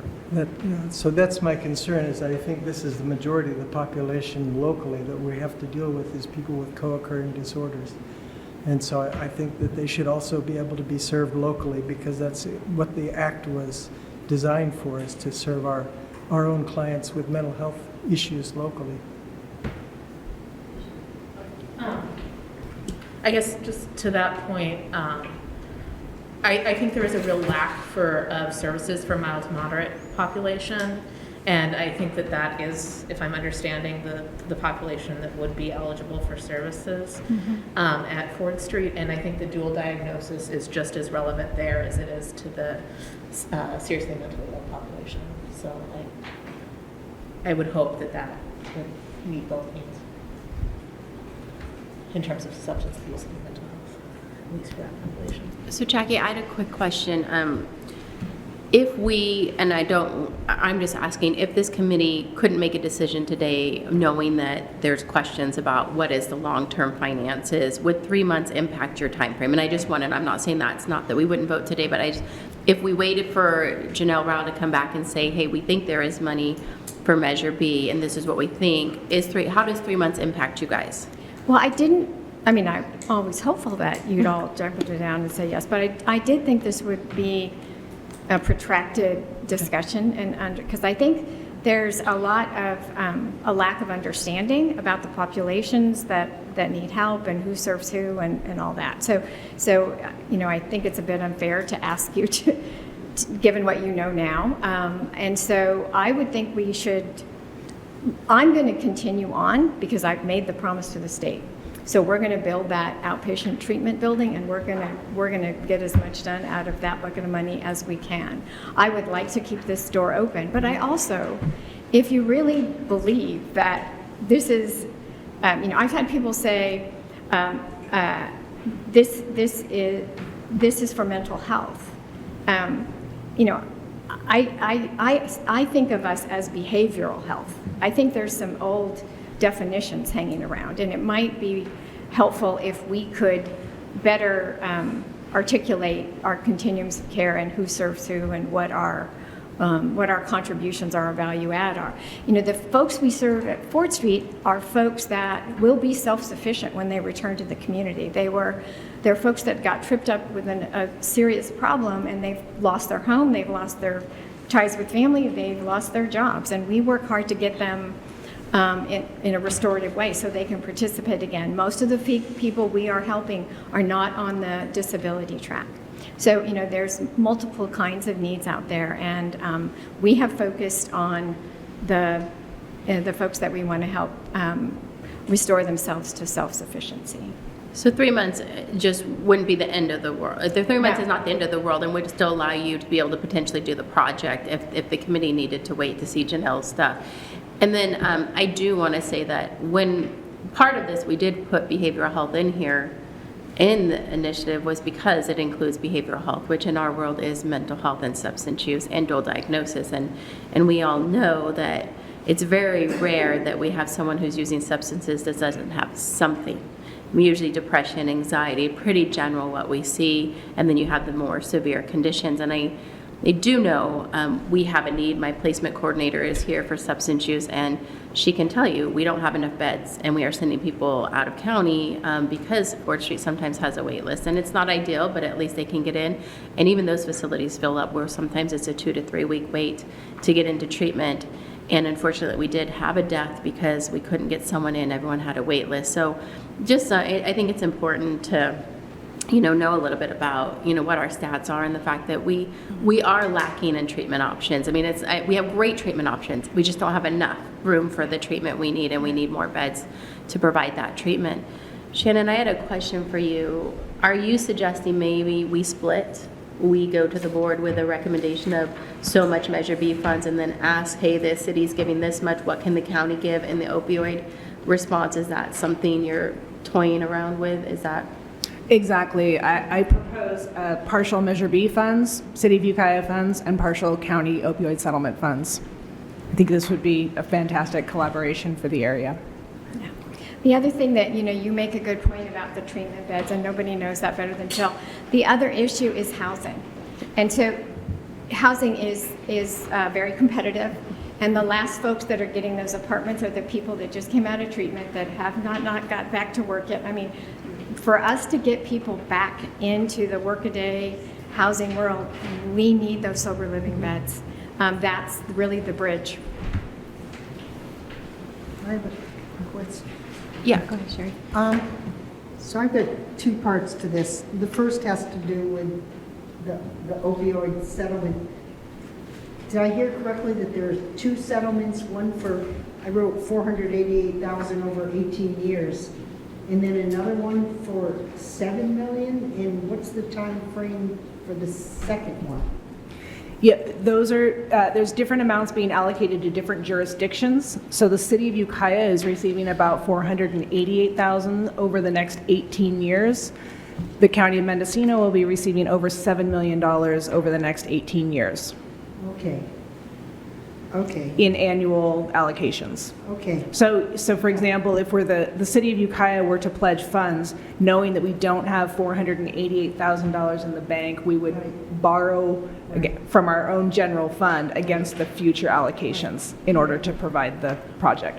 Okay, and then the other question is, in the Kemper report, they use, and this is kind of, anyway, they use, we believe Measure B funds should be dedicated to expand access to SUDT services, substance use disorder treatment, and you mentioned 10% of the funds be allocated to SUDT services. So substance use disorder treatment doesn't, as I read that literally, doesn't seem to automatically imply mental illness. I mean, there's a lot of crossover, Right. but the Kemper report doesn't, I don't see it, read it as saying there has to be mental illness co-occurring Right. with substance They use. didn't treat it both, but I think, you know, is Libby still here? Libby, you probably do this better than me. But I don't know that any of the clients that many of us serve haven't experienced severe trauma. And so how that manifests and what happens and all that is kind of our shared concerns. And there was the argument when I entered this world about, well, what came first? And I always like the addiction and then the mental illness or the mental illness. And I was just so grateful when we started just meeting people where they were and seeing what we could do to help. And so I do think we parse things because we have to report the value add and report who we serve and report how we move the needle. But it's murky. That's why it feels murky, Sherry. And Sherry, I would add that we parse things because Medi-Cal and private insurance Makes parses it. So prior to CalAIMS, as CalAIMS comes out, we're going to see a change, right? But prior to CalAIMS, you had to be served by your primary diagnosis. So you could have both, but you're going to get your substance use diagnosis to bill Medi-Cal, and you're going to get your mental health diagnosis to bill mental health, right? So drug Medi-Cal versus mental health Medi-Cal. And so while you would have a secondary or a third of a different diagnosis, we really did get put in box by insurance companies, like what's their diagnosis, what's their primary diagnosis? And when you gave them both, it became murky in the insurance world. And so we're slowly seeing that change as CalAIMS comes in, and we're seeing that it's about treating the person, and that's where the state is going, not about what's their biggest diagnosis, because I think we've all learned over the years that almost everyone has a mental health condition that uses substances. It can be as simple as anxiety, depression. The trauma Jackie spoke about is so real. So PTSD, we see it, just trauma experiences. So it's very seldom that you're going to find somebody with an addiction that doesn't have something else. And I think just our world's got so segregated because of insurance and how we diagnose and treat. So I appreciate your creativity and willing to work with us on this. I will go back in response to Sheriff Allman's request and look at what if I created a two-stage building plan and see if my architect couldn't give me a better estimate on what that would do to the cost. Okay? Anything else? Any public comment? Yeah.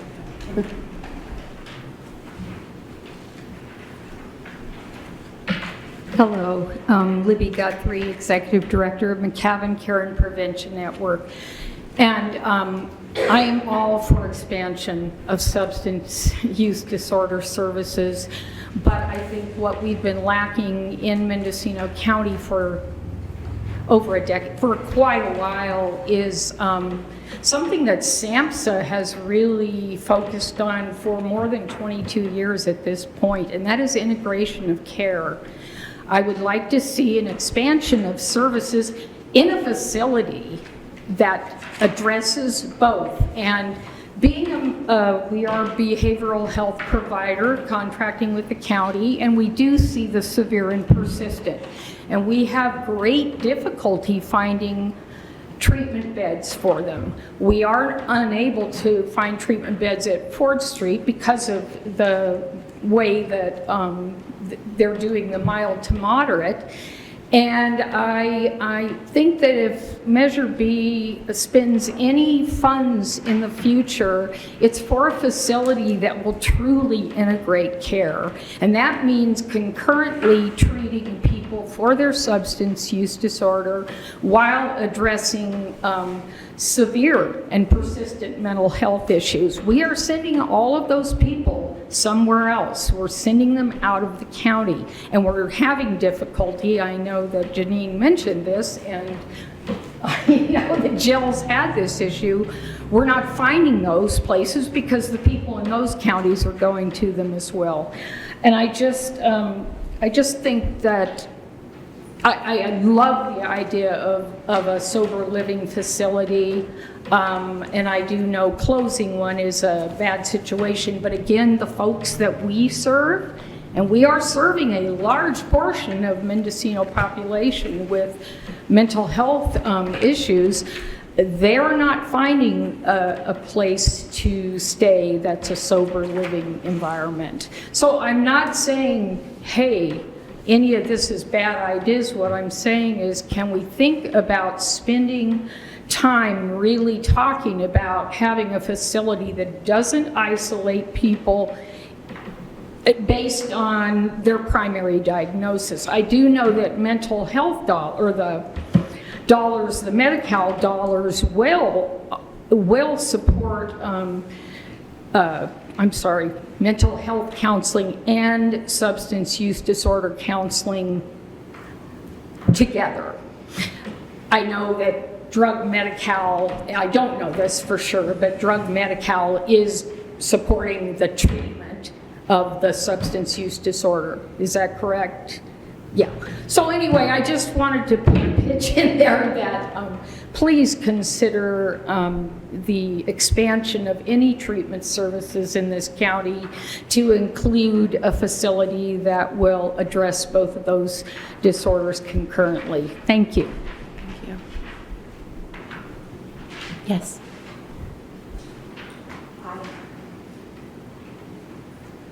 My name is Val Takas, and I actually work for Adventist Health, and but I'm not representing them here today. I do street medicine in addition to being a hospitalist. I've been working in ERs for 50 years.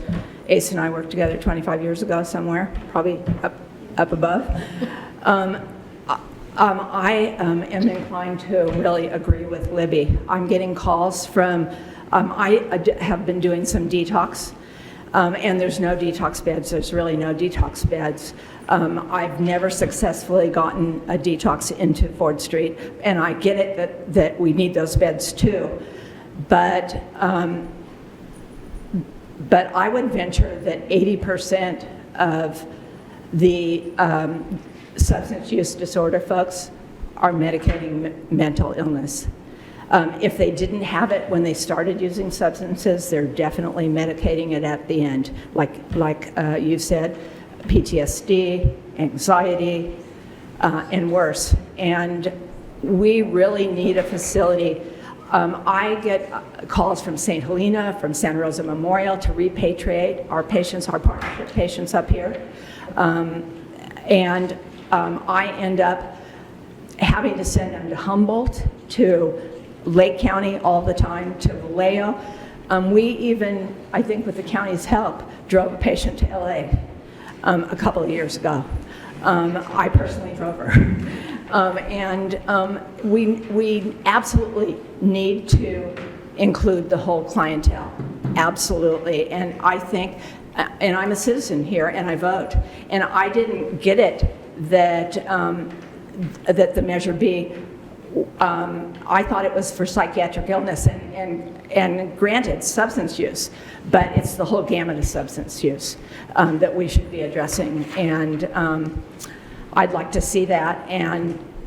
And I just am not thinking that expanding Ford Street for that little group of people that are easier, a lot of those folks that could happen much easier than the more mentally ill folks. And I'll bet those are the folks that are in and out of hospitals, in and out of ERs, costing lots of money to the county, the taxpayers in general. And I'm opposed to using this Measure B money for a facility that doesn't do these really sick psychiatric patients. Thank you. Thank you.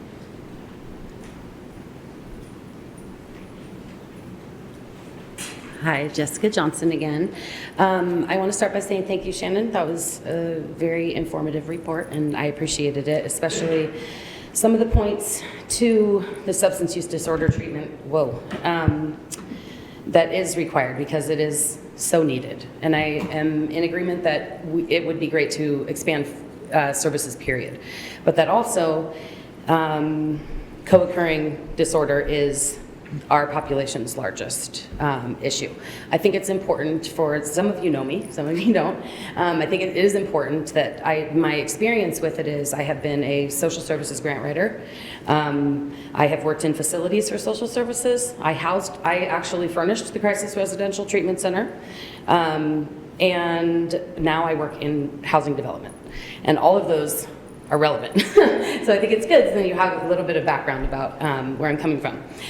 As Tom Almond knows from a fundraiser we just had, I'm not the best public speaker. I get a little nervous, so I'm going to read what I wrote here. The cycle of substance use combined with mental illness is vicious because of the individual's desire to self-medicate symptoms, and prolonged use of substances increases the risk of mental illness. I know most of you know this. I'm just going to go over it again. An individual with co-occurring disorder is much more likely to be successful if the treatment they receive addresses both issues, using evidence-based practices such as harm reduction, housing first, and wraparound services. Ford Street offers residential detoxification, outpatient, and sober living treatment for people struggling with substance abuse, and our community is grateful for these services. They do not, however, offer mental health services in combination with their substance use treatment services, or follow the evidence-based models of housing first and harm reduction. Some of you may know about these models, but for those of you who may not, housing first is exactly as it sounds, getting people housed and then addressing whatever issues they may have. A way I feel describes the housing first model through a metaphor is when you're drowning, it doesn't help if your rescuer insists you learn to swim before returning you to the shore. You can address your issues once you're on land. The harm reduction model works to minimize the harmful effects of drugs rather than ignore and condemn them, choosing to address issues through practical strategies aimed at reducing negative consequences associated with drug use by meeting people where they are at in their journey. Harm reduction is also a movement for social justice that recognizes that the reality of poverty, class, racism, social isolation, past trauma, sex-based discrimination, and other inequalities affect both people's vulnerability to and capacity for effectively dealing with drug use-related harm. Not providing behavioral health or psychiatric care limits the ability to serve people without discrimination.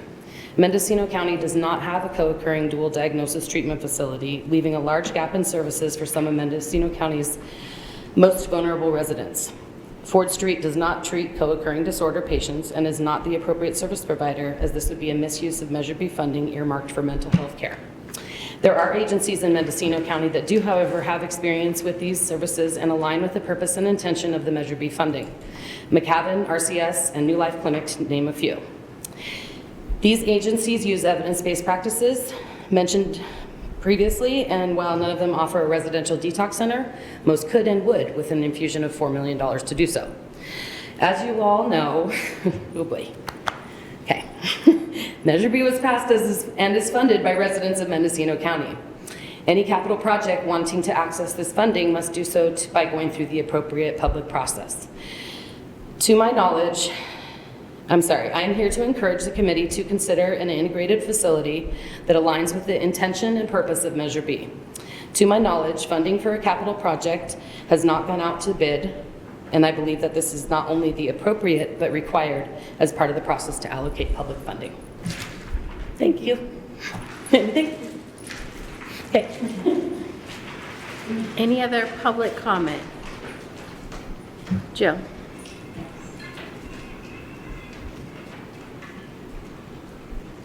So I just want to say, I'm not in support Jill. of or against. Jill, introduce yourself. Oh, my name is Jill Ells. I'm SUDT's Program Services Manager, but I'm also the person that receives all the calls every day from anybody needing help. All right? And being on that front line, being that one that gets 20 to 30 phone calls a day. That's what we're talking about. I also do services in the Mendocino County Jail. A lot of my people in that group are seriously mentally ill people. All right? I don't care whether you have a mental illness or you have an addiction problem, they go hand in hand. What I'd really like to see our county take a look at is how do we treat this hand in hand? How do we put the money forward to be able to say your diagnosis, no matter what, we're going to invite you, we're going to help you, we're going to treat you. That's what Mendocino County needs. Our jails are full of people with serious mental illnesses, and I have to send them out of county because I can't get a bed in county. And when I have to wait 2 to 3 weeks to get a person in bed, and I know Ukiah Recovery Center is an amazing place and they do really good work and they're full all the time. But how does our county spend this money to keep our people here? I've been doing this for 23 years, and my love for our county goes no matter what's wrong with you. If you've got a disease of addiction, you need help. If you've got a mental illness, you need help. Because with the people with both of those, they're self-medicating because they can't get help. That's all. Thank you. Any other public comment? Hearing none, it's back to the board for comment. I do, and I want to thank you for bringing this up. You know, it's not going to be a conversation that ends today. And Measure B certainly has the intention of helping those who need help and dual diagnosis, whatever you want to call it, people who are mentally ill and who also have substance abuse issues are something that will improve the overall quality of life if we improve their quality of life and our county's quality of life. So I want to thank you and thank Hannah for bringing it up because this does deserve more comment and deserve more thought. Personally, it is a high price tag for everything that we argue about. I mean, we wouldn't give anybody this kind of money without about a year of arguing about it, because that's the way that we're responsible to the taxpayers. And I want everybody to remember, nobody on this board has the ability to spend $1 of Measure B money, period. 100% of that responsibility belongs to the Board of Supervisors.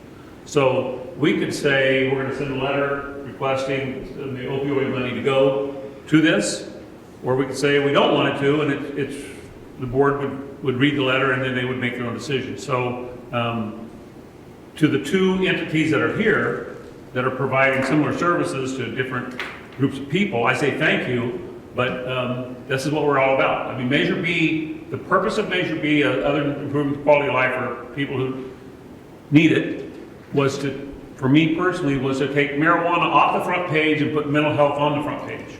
Because the more we talk about it, the closer we are to a solution. So thank you for bringing a proposal, and thank you for countering your proposal. But the issue's not dead. We're still going to talk about it. So thank you.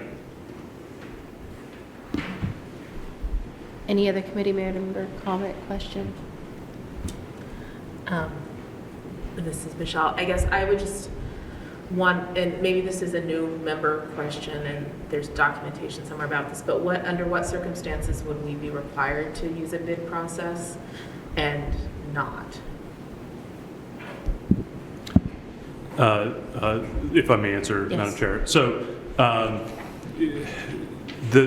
there's a few sort of complications in all of this in that this is an advisory body. You know, one thing that we do want to be careful about is that if there is something that would be going through potentially a competitive process, that we don't do anything that would be jeopardizing that process or put the board in a situation where its only choice is to waive or to make one of the key competitors ineligible. So generally speaking, anytime there's going to be a public works project, which is going to be a county-owned or leased facility that is going to be constructed or subject to renovations, et cetera, that is a formal bidding process as required by the Public Contracts Code. Separate and apart from that, county policies require that if the county is contracting for services over a certain threshold, which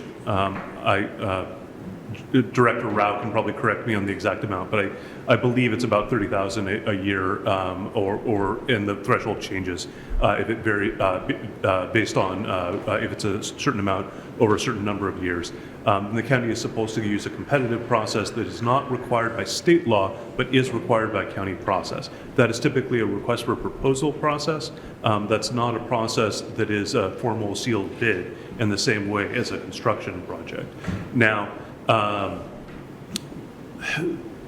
what is a little bit different here, and which I may want to analyze a bit myself, is that this sounds like it's more or less a straight grant request rather than a contract for services. And frankly, I would need to go back and review some of our policies to see exactly where it falls in on that front. But there are also things that the board has the discretion to waive. What you may want to think about as a committee here and as an advisory body is if there might be an appropriate moment to sort of hand a question to the board to see if it is interested in something and therefore interested in engaging in a competitive process before you get too far down the road and might have a situation where they aren't able to utilize one if that had been their intent. Any other committee comments or questions? Yes. Thank you. I appreciate all the public comment, and that I think was very informative, probably for all of us, certainly for me.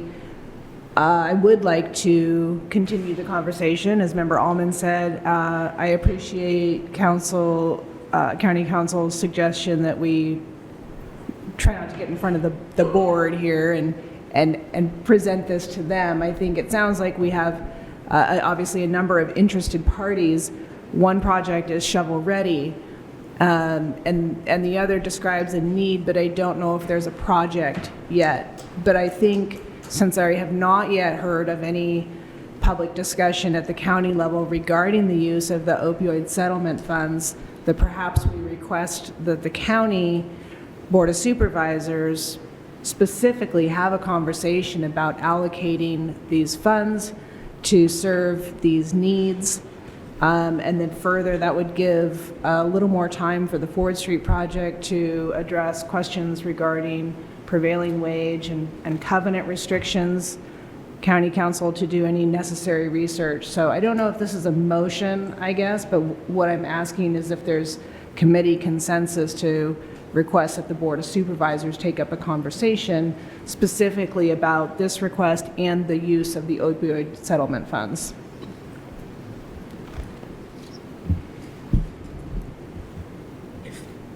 I would be supportive of that if it were a motion, or I can second it. I don't know, is it just consensus, or do we need to have a formal? I think we need a motion. Okay. It sounds like if Shannon wants to make that a motion and you want to second it. Did you happen to write any of that down, Lily? Okay, here we go. All right. I would like to move that we recommend that the Board of Supervisors discuss the funding request from the Ford Street project and the use of the county's opioid settlement allocation in the context of Measure B approved projects. Does that make sense, Michelle? Okay, thank you. Happy to amend if anyone has any suggestions. Well, I'm just wondering if it'd be better to make that motion as two separate things. One, the allocation of opioid settlement money separate from Measure B funds. Do we have a second? I am seconding. Okay. As stated, the motion as stated. As stated. Okay, now we have questions. So Sherry, you had a question? I have a comment. I think,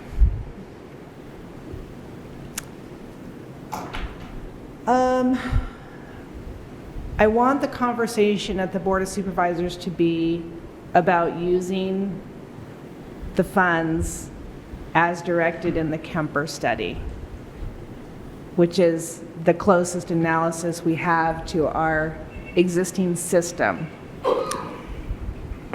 What I don't want to see specifically is the development of a 4-person department that sits in an office and talks about opioids for 18 years. So I do think it's important that their conversation and their direction of those funds be in the context of the Kemper study.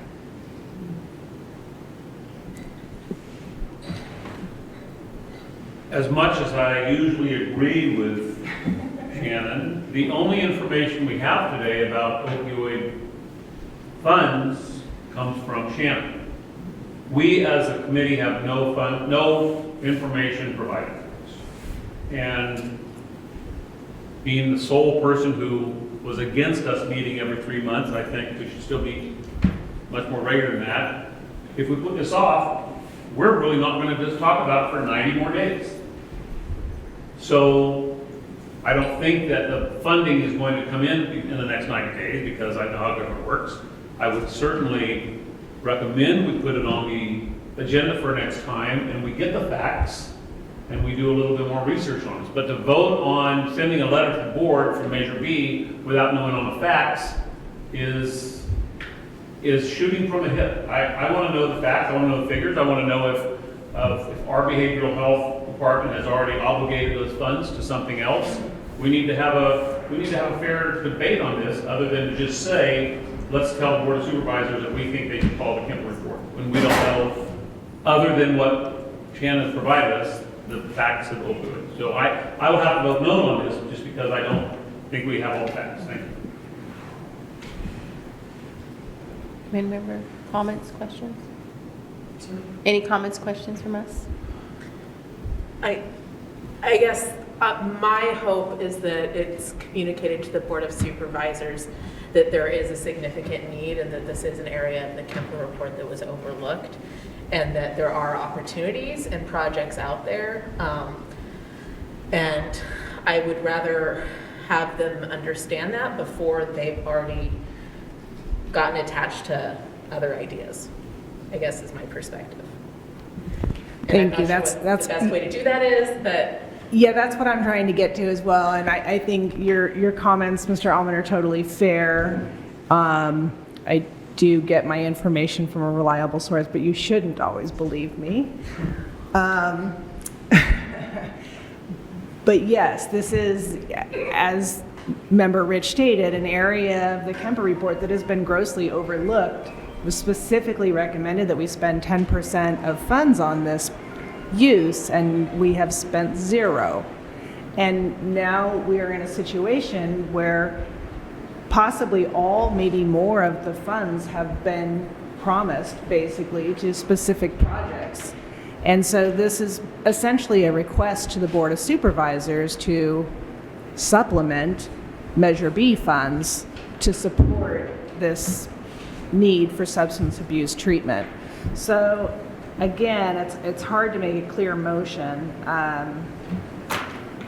So Shannon, question, if I'll be presenting on the 26th Yes. of July to them on an update on Measure B. So would it, as if we bring it as, this is something we're looking at as the committee and we're hoping that the board will also be considering based on the Kemper reports, really saying that 10% of the fund should go to SUDT, would that work for the committee? It's a report out of, we're looking at this, we're going to be continuing to look at this, we do want to see funds go to this, or we see a need in our community, and we want to make sure the board's considering this as they look at these fundings. With that. Yeah, I think so. Yeah, clearly the funds remaining in Measure B are not going to be enough to address the community need in this area. And because we have this needs analysis that's been accepted by the Board of Supervisors as a strategic plan, I would sincerely hope that they dedicate the funds that they have in this area rather than, like I said, creating a new department or something. So where does that leave our motion? I can't even remember what I said as the motion.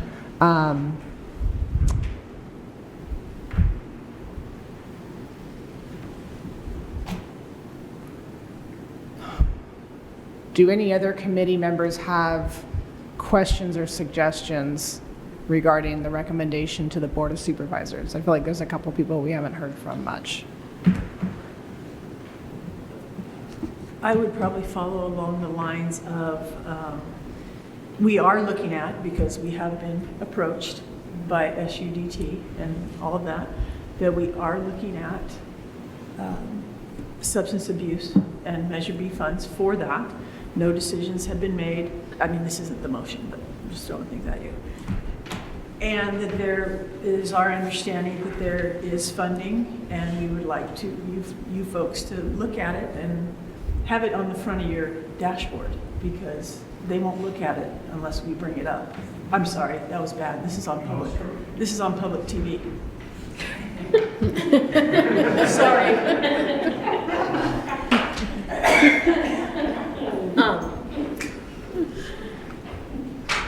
Are you good? Yeah.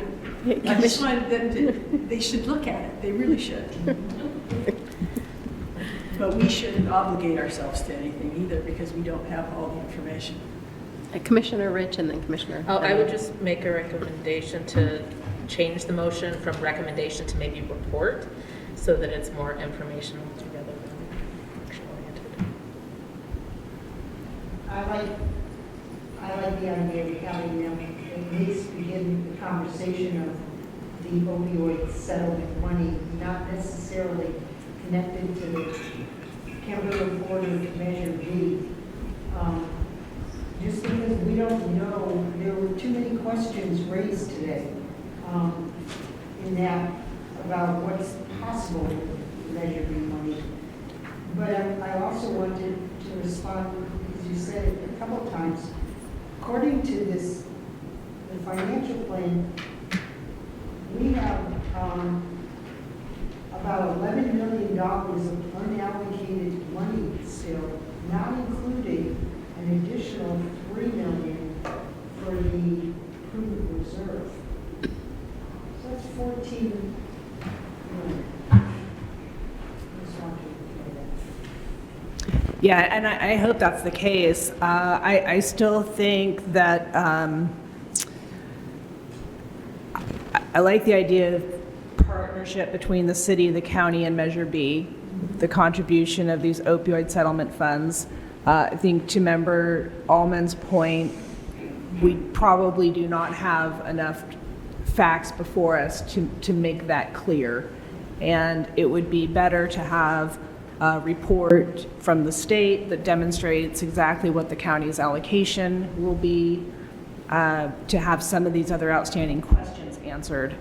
So I think, to be honest, my point in bringing these funds up were to, as Member Rich stated, kind of get in front of it and make sure that, because we have potentially overextended ourselves in Measure B, potentially not, this is still a need. We have recommendations about how to use these funds. We have a shovel-ready project. We have other community input. And I want the Board of Supervisors to hear that. And so perhaps it is just a report on the conversations that took place here, the suggestion that there may be an opportunity to supplement Measure B funds and potentially partner with the City of Ukiah. With that, if the seconder of the motion would like to remove her second, then I would withdraw my motion and request that the chair of the committee include this in her report to the Board of Supervisors in July. I will remove my second. Okay. Done. I've been to a couple meetings. Thank you. All right. Do we need a motion on that, Christian? Just, I don't think so. Okay, good. Okay, good. All right, and I will include that in my report on the 26th, July 26th. And then I will assume, Shannon, you would like this item back on in 3 months for the next meeting with more detail. It sounds like Jackie was going to bring some detail back, and we may have some more additional information. Yes, please. There was a question I believe you asked earlier about the time frame. Does 3 months break this project? 3 months, and so I would be willing to call for a special meeting if there's anything more urgent than that. But if it's not more urgent, then we will plan on having this our next regularly scheduled meeting? Yes, Okay. we'll make sure we Thank add you. that. All right, we're going to move on to the next item, 3J, discussion and possible action regarding the Mental Health Treatment Act audit for the period of 7/1/2019 through 6/30/2020 and 7/1/2020 through 6/30/2021. And you guys, in front of you was the report we got from the auditor. I wish I could say more on this, but what I got is what I got. I would say I was a little unimpressed. And so, but we said we'd bring it here, so I brought you what I have for now. And of course, I think we should discuss it, and I'm happy to hear from other committee members on questions, comments, concerns. It's 2, you got a fancy sheet. It's basically one sentence. What's exciting about this to me is it makes me think I could be an accountant. Basically, what this report says, we accept what somebody told us, that everybody used the money fairly. How much did this cost? I don't even want to ask that question. I hope we didn't pay them, but there must be a distinction between an independent annual audit and what this is, an independent accountant's report. So the ordinance specifically states that we shall have an independent annual audit. This is unlike any audit I've ever seen before. Well, they don't call it an audit. No. I know, that's, No, they don't. And this is the same company we use for the county. oh dear. So I'm hoping we get something different for the county. I don't know. I've never seen it. But we do need to go back, and I have a lot of questions, but I definitely want to get your guys' questions, but I didn't want to not include it because we said it was coming to this meeting, and we literally got it Thursday at like the 19th hour. I have a question, only because the financial reports show activity beginning in 17-18 and 18-19. This starts in 19-20. Was there a reason for starting it then? We did a 3-year contract, and we had this conversation that we would probably go back, but I think this was the first time we've used this company, and we wanted to see what we were going to get. And so I think it's probably a good thing we didn't do too many years to start with, because I think there's more we need. Michelle. So I sort of expected actual numbers. And I think if we went out to bid for an audit, this does not meet the threshold of an audit, and we should not accept this as their audit. They need to actually provide us numbers and then review by an auditor. Madam Chair, we shouldn't even take action on this. If I was to make a motion, the motion would be not to accept this report. Yeah. So there's no need to even take action on this. And to refuse payment. Yeah. We don't pay, it's up to the county. Well, I'm fine not taking action on this item, but I definitely wanted to present it, and I think we wanted to make sure everyone saw it so that we at least included it, knowing that there's still left to be. Thanks for wasting our money. Yes. So I will be working with my staff to go back and ask for more detail and try to understand what they're doing. All right, so hopefully by the next meeting, we will have an updated, more thorough report with numbers, Michelle. All right, so last item is discussion and possible action regarding future 2022 Mental Health Treatment Act Citizens Oversight Committees to be held in person, remotely, or hybrid meetings. And So we decided to do this one in person here, and so definitely want the committee's feedback on, do we want to continue to do in person? If we decide to do in person, there has been a request that maybe we consider how to do hybrid, and Christian is. I'm sorry, Madam Chair, I would just suggest public comment on the last item. Oh, seriously, okay. Does anyone have public comment on the last item about our audit report, our audit accounts? No, not much you can add. Yes.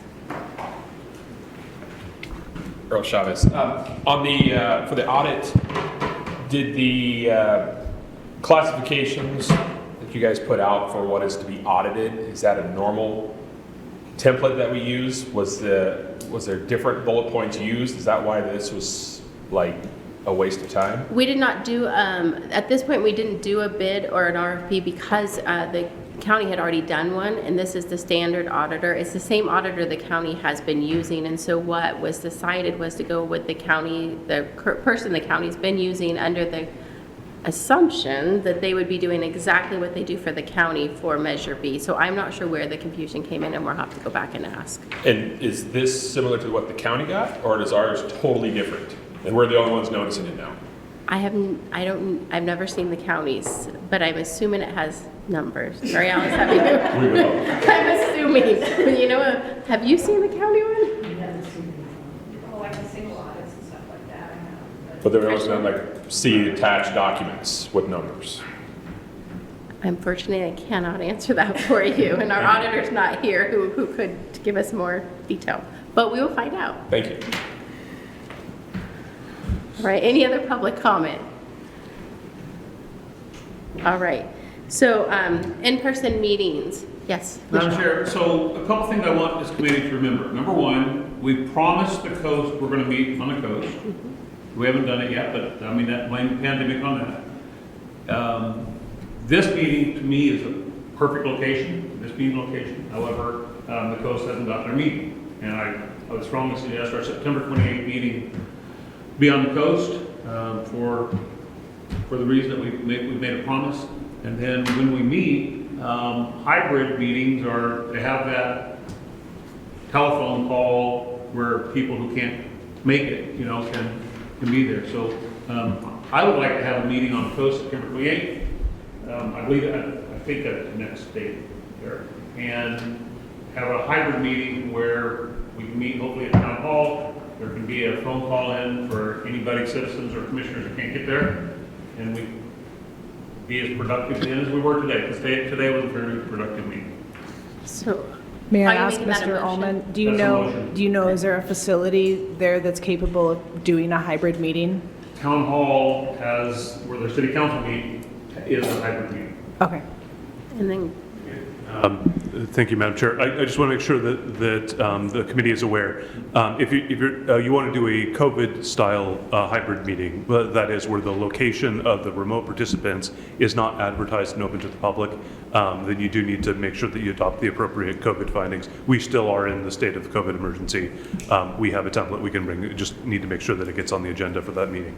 yeah, and we've approved it before, we just didn't for this one, but we can approve it for the September one. Okay.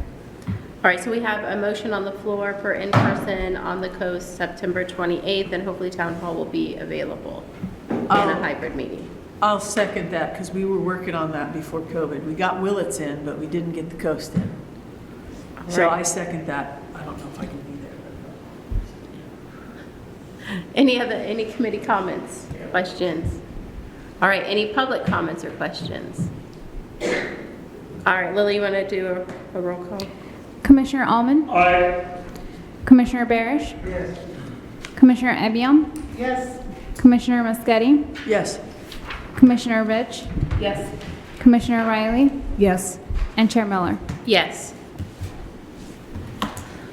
All right, last item is the committee member report outs regarding items of general interest. Lily, will you? Commissioner Allman? Nothing to report. Commissioner Barish? Nothing to report. Commissioner Ebiom? Nothing to report? Commissioner Maschetti? Nothing other than what I already did. Shannon gave me the opportunity, the Fort Bragg and ARC, July 21st and July 22nd for community de-escalation training. Thank you. Commissioner Rich, No report. Commissioner Riley, No report. and Chair Miller. Just quickly, a reminder that on Friday, we are having a fentanyl training. We have an expert doctor coming in to give some information on that. We'll have Narcan, how to administer Narcan. We're going to have several booths with a couple other individuals that will be speaking at that training. And so everybody is encouraged to attend, and we hope that we see you guys there. Dr. Miller, would you mind sharing that information, maybe with the whole committee, but with me in particular? Yeah, we'll send you the flyer. Thank you. Yeah. All right, with that, do I have a motion to adjourn? All right. We're good. All right.